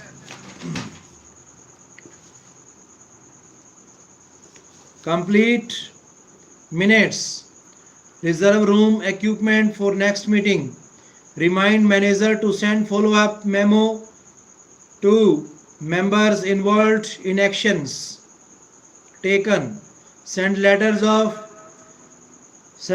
of congratulations to newly elected officers, preparing minutes. If taped, listen to tape and take brief notes. Write minutes immediately following meeting. Create draft and submit for manager's approval. Include essential information. Summarize actions. Informal meeting minutes. Formal meeting minutes. Correcting minutes. Record changes as an insertion in minutes being corrected. In paragraph form a new minutes of the meeting during which changes were made. To show corrections and additions in file copy, add words in longhand and delete by drawing lines through words. Team meetings. Preparing for a team meeting. Choose appropriate meeting time. People on team may be from all levels of organization. All members carry equal status. Agenda may be very general since team decide actual topics discussed. Selecting participants. Team leader, director and meeting, guidance team, 2 or more people from management with authority to make changes. Project team members, those taking part in decisions and vote and issues, makes the meeting process flow with ease. Recorder. Prepare minutes. Role is often related. Starting the meeting. Team leader starts early. Meeting begins or ends on time. Warm up. Check in. Agree on the goals. Review team roles. Establish house roles. Ending the meeting and follow up. Evaluate the meeting to improve future meetings by answering these questions. Was the purpose clear? Did the group work towards a consensus? Was conflict used positively to distinguish between ideas? Did group insist on what actions was to be done, by when and by whom? Virtual meetings. Holding a meeting between two distant locations, teleconference, video conferences or web conferences. Teleconferences. Conference calls by telephone. Saves travel time and cost. Most widely conference tool used today. Maintains effective communication.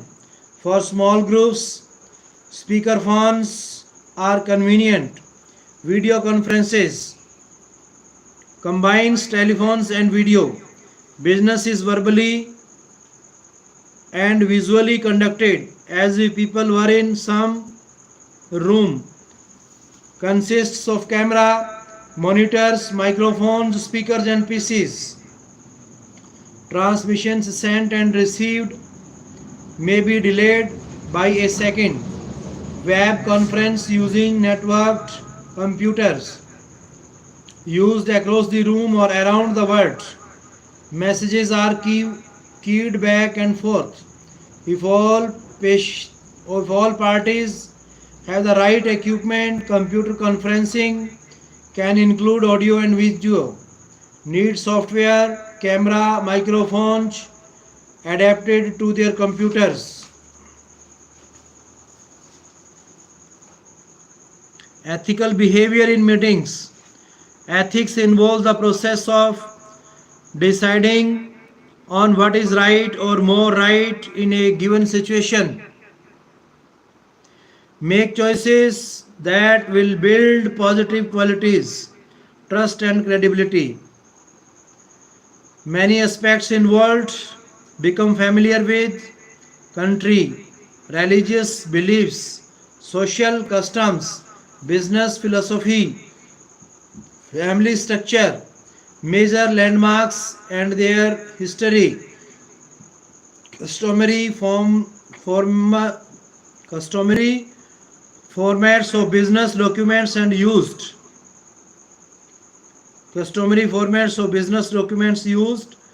use letternet,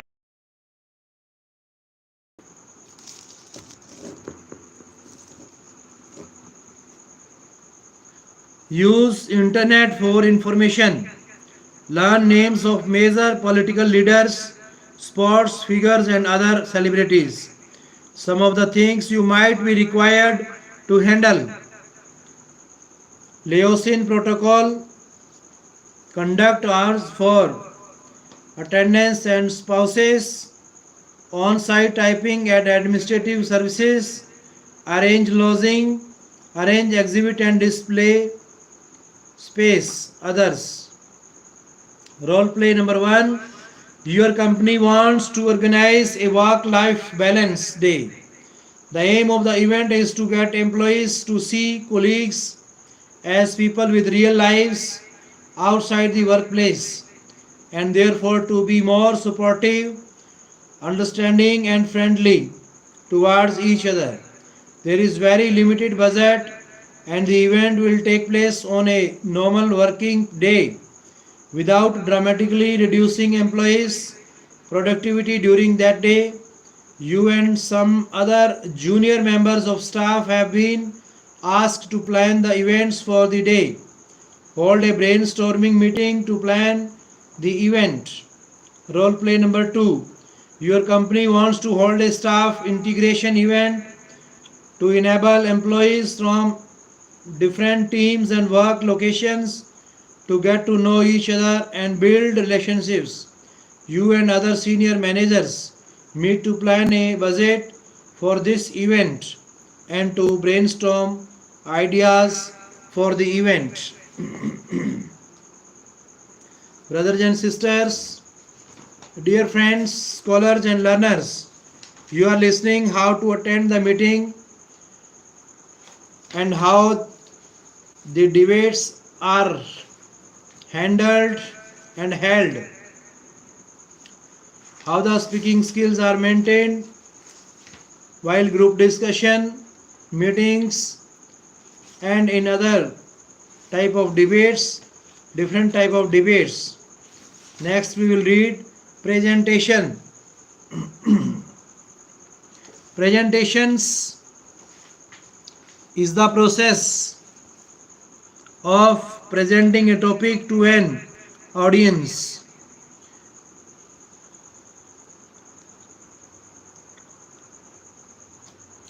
It is typically a demonstration, introduction, lecture or speech meant to inform, persuade, inspire, motivate or to build goodwill or to present a new idea or product.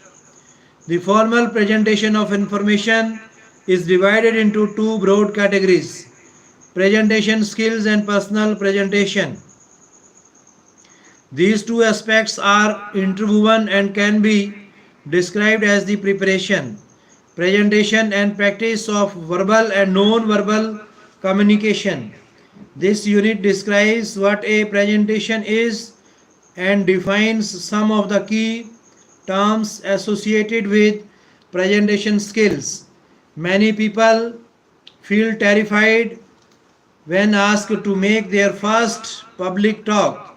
Some of these initial fears can be reduced by a good that also lays the groundwork for making an effective presentation. A presentation is a means of communication that can be adapted to various speaking situations. such as talking to a group, addressing a meeting, or a briefing a team. A presentation can also be used as a broad theme that encompasses other speaking engagements such as making a speech at a wedding or getting a point across in a video conference. To be effective, step by step preparation and the method and means of presenting the information should be carefully considered. A presentation requires you to get a message across to the listeners and will often contain a persuasive elements. It may, for example, be a talk about the positive work of your presentation or of organization, what you could offer on an employer, or why you should receive additional funding for a project. A presentation program is often used to generate the presentation content, some of which also allow presentations to be developed collaboratively. For example, using the internet by geographically disparate collaborators. Presentation viewers can be used to combine content from different sources into one presentation. Some of the popular presentation products used across the globe are offered by Apple, Google, and Microsoft. Microsoft PowerPoint and Google Slides are effective tools to develop slides, though Google Slides always groups to work together using Google Drive is edited. Content such as text, images, links, and effects are added into each of the presentation programs to deliver useful consolidated information to a group. The key elements of a presentation. Making a presentation is a group of communicating your thoughts and ideas to an audience. Consider the following key components of a presentation. Context. Ask yourself following questions. Develop a full understanding of the context of the presentation. When and where will you deliver your presentation? There is a word of difference between a small room with natural light and an informal setting and a huge lecture room lit with stage lights. The two require quite different presentation and different techniques. Will it be in a setting you are familiar with or somewhere new? If somewhere new, it would be worth trying to visit it in advance, or at least arriving early to familiarize yourself with the room. Will the presentation be within a formal or less formal setting? A work setting will, more or less by definition, be more formal, but there are also various degrees of formality within that. Will the presentation be a small group or a large crowd? Are you already familiar with the audience? With a new audience, you will have to build rapport quickly and effectively to get them on your side. What equipment and technology will be available to you and what will you be expected to use? In particular, you will need to ask about microphones and whether you will be expected to stand in one place or move around. What is the audience expecting to learn from you and your presentation? Check how you will be built to give you clues as to what information needs to be included in your presentation. All these aspects will change the presentation. Presenter. The role of the presenter is to communicate with the audience and control the presentation. Remember, though, that this may also include handling over the control to your audience, especially if you want some kind of interaction. Audience. The audience receives the presenter's message. However, this reception will be filtered through the affected by such things as the listener's own experience, knowledge, and personal sense of values. Message. The message or messages are delivered by the presenter to the audience. The message is delivered not just by the spoken word, means verbal communication, but can be augmented by techniques such as voice projection, body language, gesture, eye contact, means non-verbal communication, and visual aids. The message will also be affected by the audience's expectations. For example, if you have been billed as speaking on one particular topic and you choose to speak on another, the audience is unlikely to talk your message on board even if you present very well. They will judge your presentation a failure because you have not met their expectations. Reaction. The audience's reaction and therefore the success of the presentation will largely depend upon whether you as presenter effectively communicated your message and whether it met their expectations. As a presenter, you don't control the audience's expectations. What you can do is find out what they have been told about you by the conference organizers, and what they are expecting to hear. Only if you know that can you be confident of delivering something that will meet expectations. Method. How will the presentation be delivered? Presentations are usually delivered direct to an audience. However, there may be occasions where they are delivered from a distance over the internet using video conference systems such as Skype. It is also important to remember that if your talk is recorded and posted on the internet, then people may be able to access it for several years. This will mean that your contemporaneous reference should be kept to a minimum. Impediments. Many factors can influence the effectiveness of how your message is communicated to the audience. For example, background noise or other distractions. An overlay, warm or cool room, or the time of day and state of audience. Alternates can also influence your audience's level of concentration. As presenter, you have to be prepared to cope with any such problems and try to keep your audience focused on your message. The most successful and memorable presentations have one thing in common. They all have a story to all.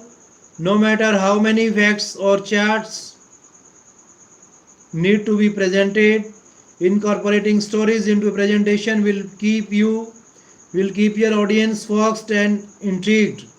Using stories to support data is a well-known technique in all aspects of public speaking, from motivational talks to in-company sales pitches. In the unit, we will look at 7 ways to structure your presentations using storytelling techniques to keep your audience engaged until the very end. Look closely at each one to see which fits your presentation's purpose best.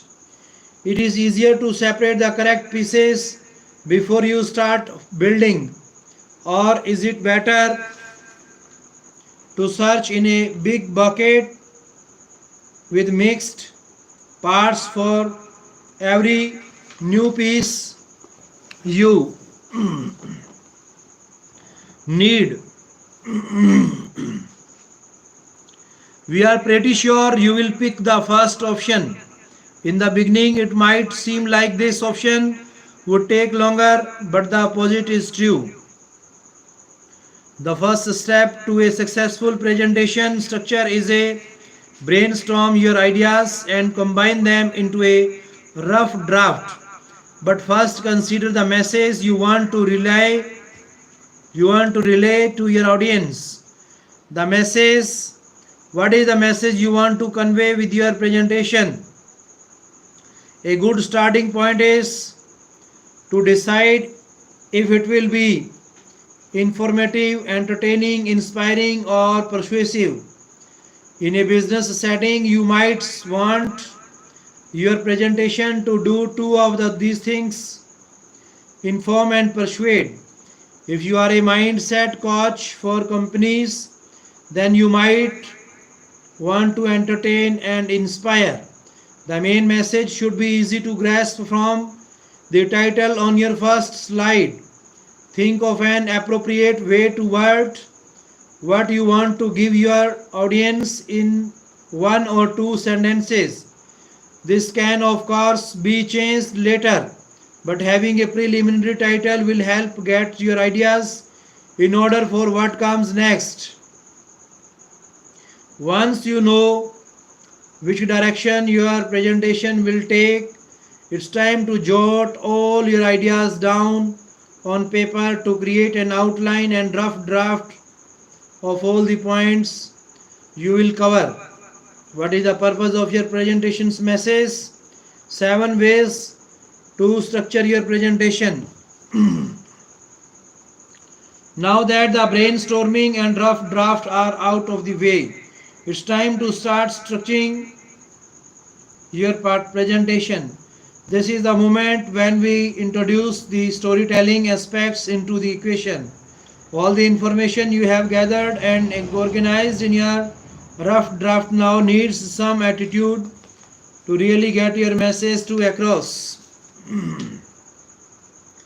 We are going to look at 7 different styles of storytelling structures that work great for presentations. They all have a different style of delivery and cadence. Choosing which one works for your presentation will depend on your message and on who your audience is. Fact and story. The first presentation structure we will look at is fact and story. The premise is that the presentation moves back and forth between facts and stories. Presentation guru Nancy Durrett wrote about this presentation structure in the book Resonate. She suggests that mixing storytelling with the relay of facts can help your audience stay interested until the end of your presentation. According to Durrett, this type of structure should start off with an initial setting of the present reality. The what is, from there an invitation to adventure is presented, and the first instance of what could be is told to as a story to illustrate how the initial facts can be improved. This comparison of presenting the facts as what they are at the present moment with stories that show how things could be improved is what keeps your audience interested and waiting for more. The conclusion should end at a high point, considerably higher than where it began. The audience should feel like they learned something, and at the same Time inspires to change. This structure maintains a level of suspense and excitement, perfect or presentation that need to inspire and inform. The explanation, the presentation structure levels as the expectation is meant to teach new insights and abilities. Its main purpose is to inform about a process or plan to either fix a problem or learn something new. A good way to incorporate storytelling into the structure is to show the progression of the facts along with the progression of a story. The explanation, the presentation progresses in an upward motion following these steps. The lay of the land shows how things stand right now, what the destination is, and how you plan to get there. The point is to get the audience excited and on board as quickly as possibly by showing them the entire process straight up. Tell a story that relates directly to the introduction. Better yet, start with a story. The roadmap is a visual map of how you will get to the final destination and reach the resolution. Set the audience on the right track. The first step begins the adventure to get where you want to go. The next step is the middle section of the presentation where all the steps are laid out one by one. Almost there is catharsis where you look back at how much has changed and progressed since the first step. The arrival is the celebration of the end of the journey. The audience should feel like they have learned something new and gained new knowledge. The explanation structure can be used presentations by consultants that want to teach new ways of doing things inside a company or department. It could also perfectly fit in a sales meeting where a presenter can explain their process of a masterful sales plan. The pitch. As you know, a pitch in the business sense is when a presenter uses the power of a presentation or speech to convince the audience of something he or she believes will improve a system or solve a problem. The pitch presentation structure is like a climb uphill that takes you over a hurdle and on to positive resolution. The storytelling technique in the pitch is used to show how the presenter's ideas can really improve a situation by using a real and relatively relatable story. The pitch makes more sense and feels more important. The wind up is a quick summary of what's going on right now to present the facts in a way that is easy to grasp and relatable to the audience. The hurdle presents the problem that need to be solved. Relay the problem with a story so that the emphasis is doubled. The vision presents a glimpse into the main idea on how the problem can be solved.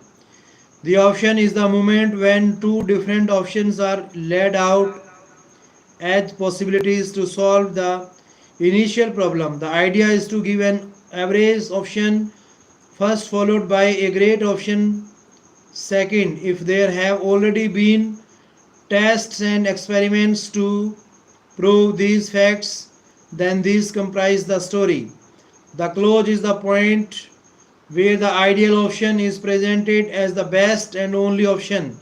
The final print tells the audience exactly how the problem will be solved, the steps that need to be taken, and tasks to be resolved. The hook is the uplifting conclusion to the presentation which relies on added bonds to the solution of the problem. Use use the pitch presentation structure when you want to convince someone that your idea is the best for their problem. This structure also works when a new startup is looking for new funding or sponsorship opportunities. The drama. There is a well-known structure in literature called the hero's journey, which follows the plight of a main character from the beginning of a story to the end and leaves the reader feeling like they have learned a lesson they will never forget. This type of presentation structure, the drama, has a strong storytelling aspect. This is often used to tell the story of an influential company from founding days through trials and tribulations, and then finishes with an inspiring show of success. Another perfect presentation for a drama structure is an inspiring personal story. These are the steps of a drama style presentation structure. One fine day. The introduction sets the stage with a situation when things are not perfect but just average. Imagine as if it were the first page of a book where the setting is laid out and the audience gets an idea of a time and place. The challenge, suddenly a problem appears that can't be ignored. The things that need to be solved are presented as a challenge. Descending crisis. At this point, the problem is addressed head on, but things get worse until it hits rock bottom. Back bottom, when all seems lost and everything is at its worst. The story arrives at a standstill. As an added bonus, the presenter can pause for effect. The discovery. This is the moment when a glimmer of light shows up and there is a discovery, a new way of resolving the problem. The rise. By discovering new abilities, the problem can be tackled in a positive way. The return. Not only are the problem and challenge resolved, the character and the audience break through and reach an unexpected happiness threshold, opening the world to a whole new range of possibilities. The lesson. The conclusion is reached with a unforgettable lesson and resolution. The audience will feel inspired, informed, and entertained. Situation, complication, and resolution. Most presentation in the realm of business to business sales. The business consultancy follow the situation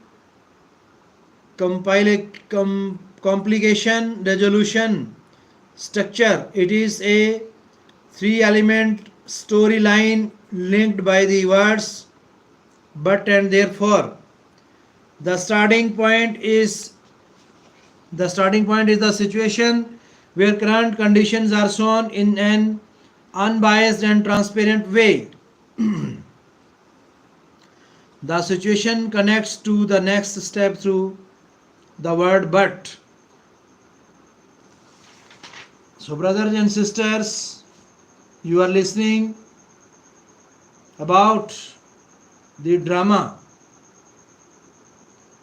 The founder of the drama in English literature we study, William Shakespeare, who born in England in 1564 and he died in 1616. But during his lifetime, he spent a lot of time in writing as a teacher, mentor, philosopher, but not like a romantic. William Shakespeare, many tragedies and comedies throughout his lifetime, which are recorded in the history of English literature. and he is labeled and branded as a king of literature all over the world. So this was the 14th and 15th century period, which was the period of initiator, beginners and starters in the history of English language. We study not only in English but in all over all the languages, worldly languages and literature. Mission starters, those who born during this time, they were the inspirers of the nature, inspired by the nature, motivated and encouraged by their close circumstances that were provided by the nature. Around us we have a number of celestial bodies. These are also the part of nature. And the true nature is inside. Inside nature that we have, which is incomparable, matchless, unparalleled. How is the nature of our mind? How is the nature of our heart? How is the nature of our internal organs? These are deeply studied by the doctors, researchers, investigators, because our internal organs, every organ has a different features in the form of body. It is known by the different specialists of the medical science. Cardiologist, heart specialist knows that how the heart works. He knows about its internal functioning, likely that ophthalmologist who knows about the eyes, problems, diseases. There are so many doctors we have for solving the internal problems of our different organs after study. But above all of this, who is the doctor of doctors, who is the minister of ministers, and who is the judge of judges, advocate of advocates, advertiser of advertisers, advisor of advisors, administrator of administrators, who he is, who he will, and who he was in past, present and future. It was the existence of Lord or God. He never let us live alone.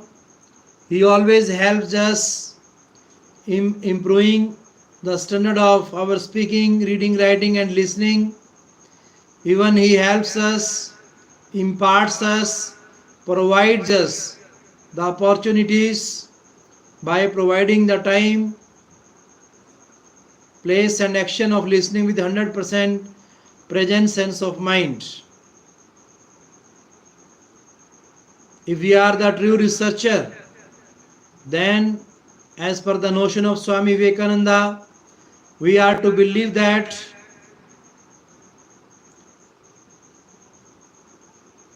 unexpectedly and without any personal interest, we are to work selflessly. It is the real target and real aim of our life. Without having desire, all the professionals are to be busy in their work, in their duty, for sharpening and for shaping their future and for the upliftment and betterment of our nation and society. Dear brothers and sisters, we know that our nation is the starter, beginner, initiator in all kinds of religions, language, custom, figure,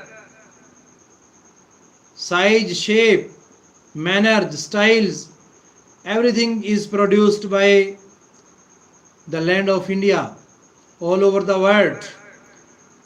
This Indian land has created many personalities in the field of science, society, in the field of economy, politics, and beyond it, in the field of electronology, technology, digitology, in all type of technologies, in all the worldly languages. Our forefathers, foretellers, forecasters, those who came first on this land, those who were known as the religious starters, those who have written a long scriptures and holy books.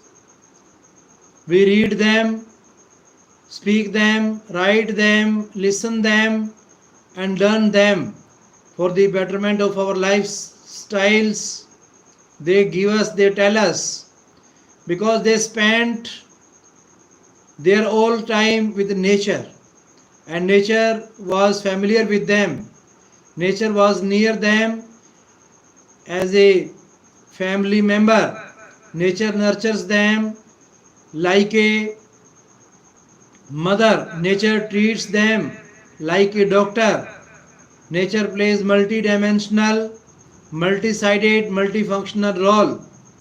When Swami Vivekananda went in the USA, he addressed by his nature, that was the nature of our India, cultural nature of our India, introduced by Swami Vivekananda by saying that, my brothers and sisters of the America, my brothers and sisters of the USA. It was the message not only for the Americans, but it was the message for all over the worldly people, for regenerating, recreating, reforming of our nation and society. Swamiji addressed, appealed, and advocated that worldly people must return to the Vedas, to the Ramayana, to the Mahabharata, which is the foundation of all religions.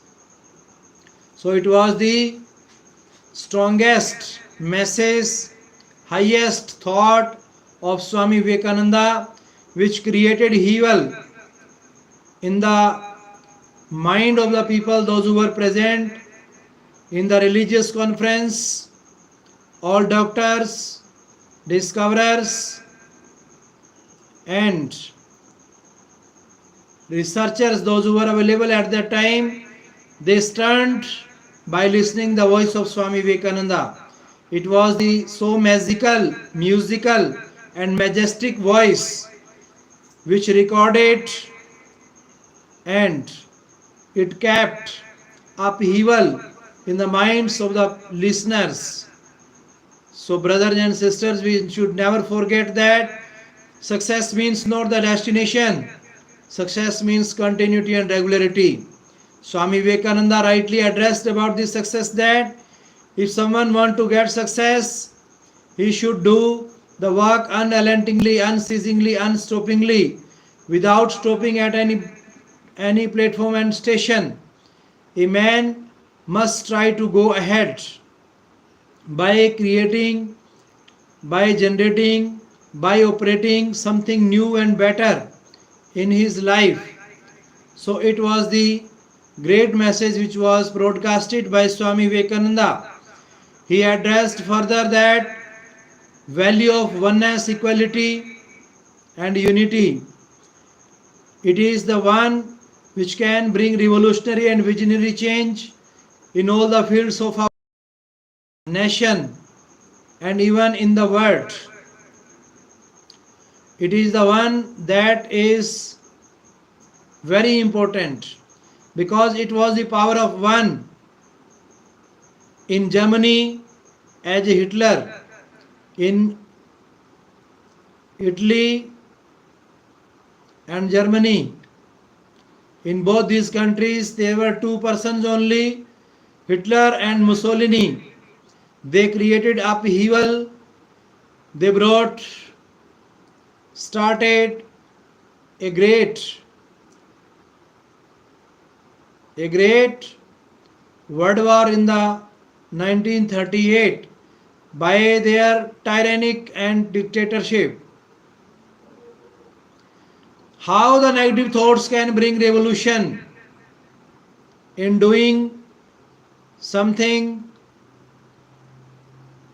worst for the humanity. So likely that everyone has the power to bring revolutionary and visionary change in the direction of goodnesses for the worldly peace. At the world level, it is a great message for the developed nations that they must keep the peace and prosperity in the world, because this is the Indian spiritual standard. India's feelings, India's intellectual power always address its fundamentals in the form of unity in diversity.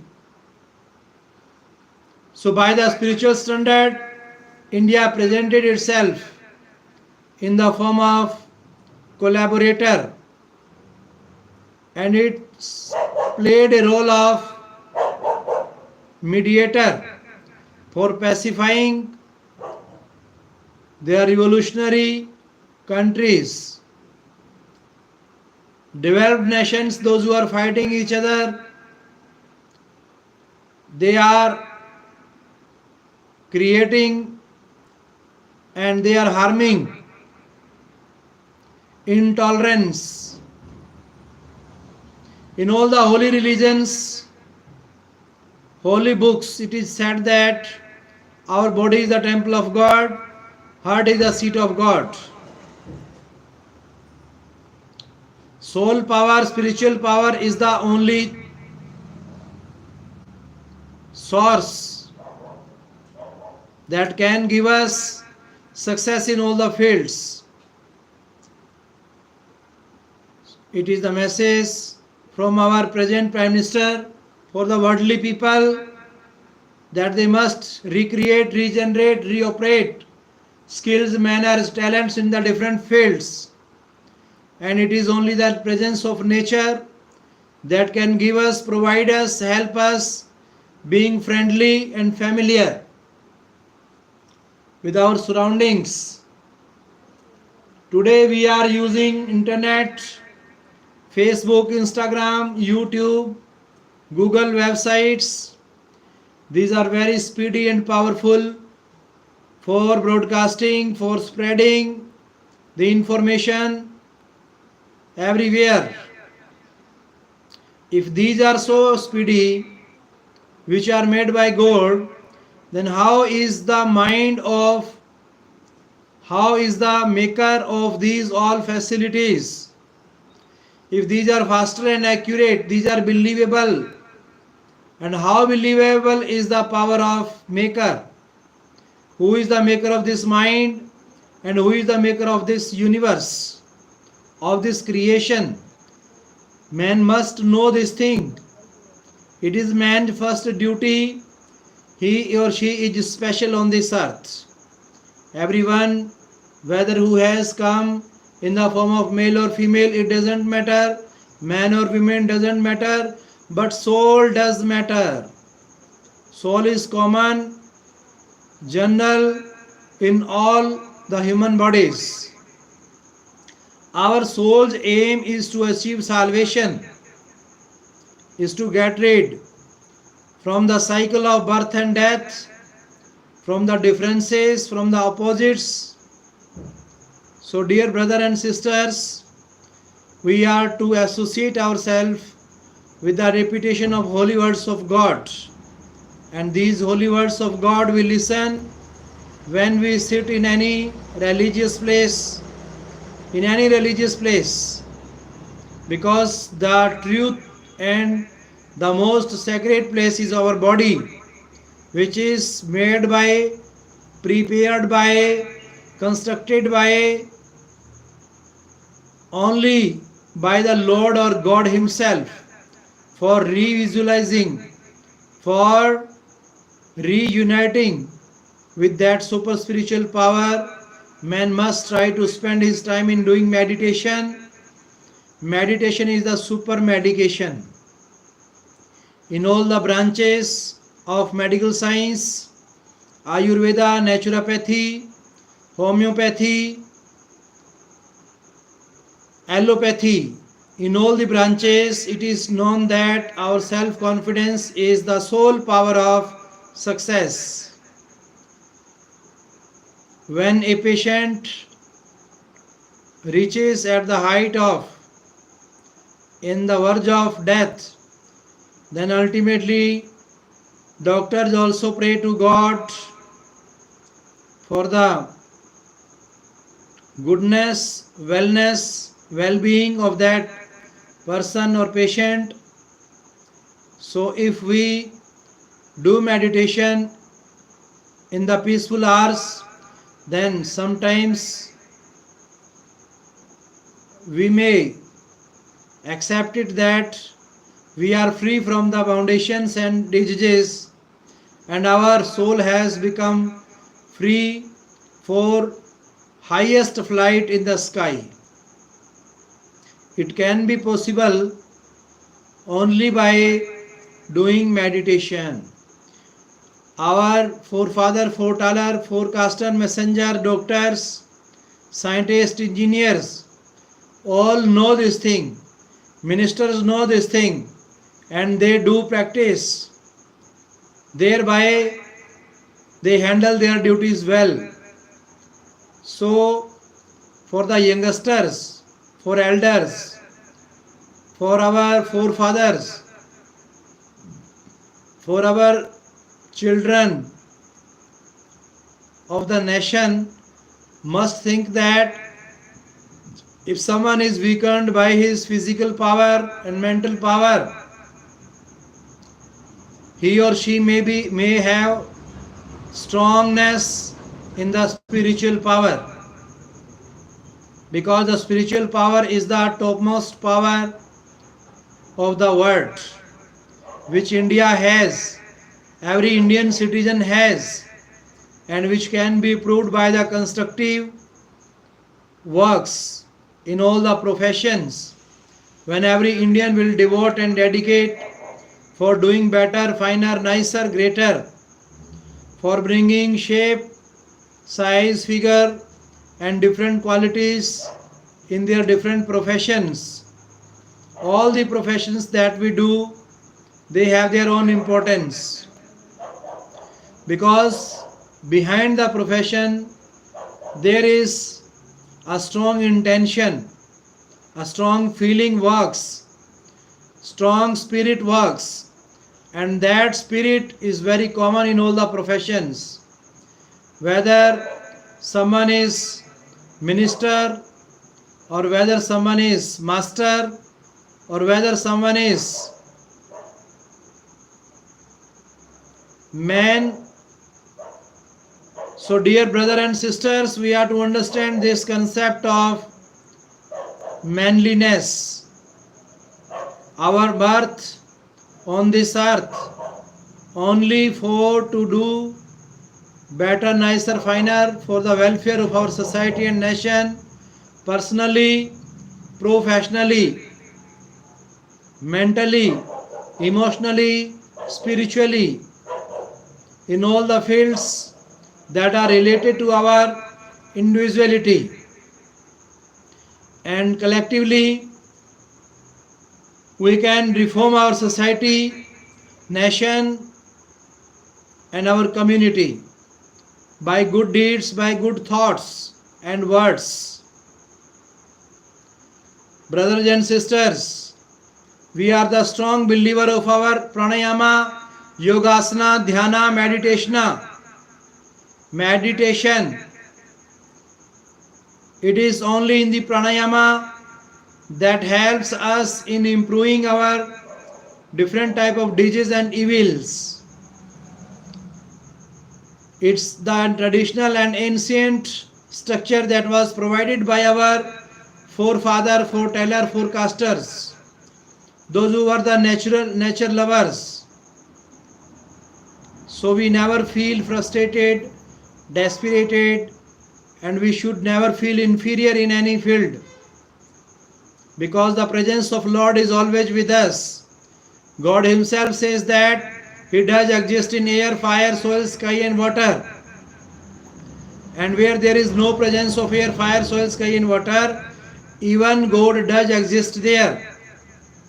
And it was proved by Swami Vivekananda effectively in the America that our every Indian believes in the soundless and lightless form of God. Even it was, it is, and it will in past, present and future the same, because God's presence never let us alone. So we should never feel back in any skill. We are to make our nation skilled by the presence of Lord for creating a healthy and holistic nation. It is everyone's responsibility, those who live in the society, how our society can become a fruitful society just by hard working and smart working. By being Karam Yogi and Gyan Yogi, we can do better, finer and nicer for ourselves and for others. Commonly, generally, simply, if we are dependable on nature, then it's fine, well and good. For self-depending our nation, which is the great notion of our present Prime Minister Narendra Modi ji, addressed the whole world for making our earth neat and clean by cleanliness campaign, by planting trees more and more. We are to be careful about atmosphere and environment, because it is only the nature which provides us many gifts freely. Free of cost, it provides us oxygen, fruits, wood, and so more things. Above it, it provides our spiritual standard of life. So for being spiritualistic, we must thank God for every gift. I thank God for providing us this valuable time, precious time, for performing and for presenting the God's word, which are always common for all. Thanks God, thanks Lord, you are always with me. Thanks for giving me power to speak. Thanks all of you.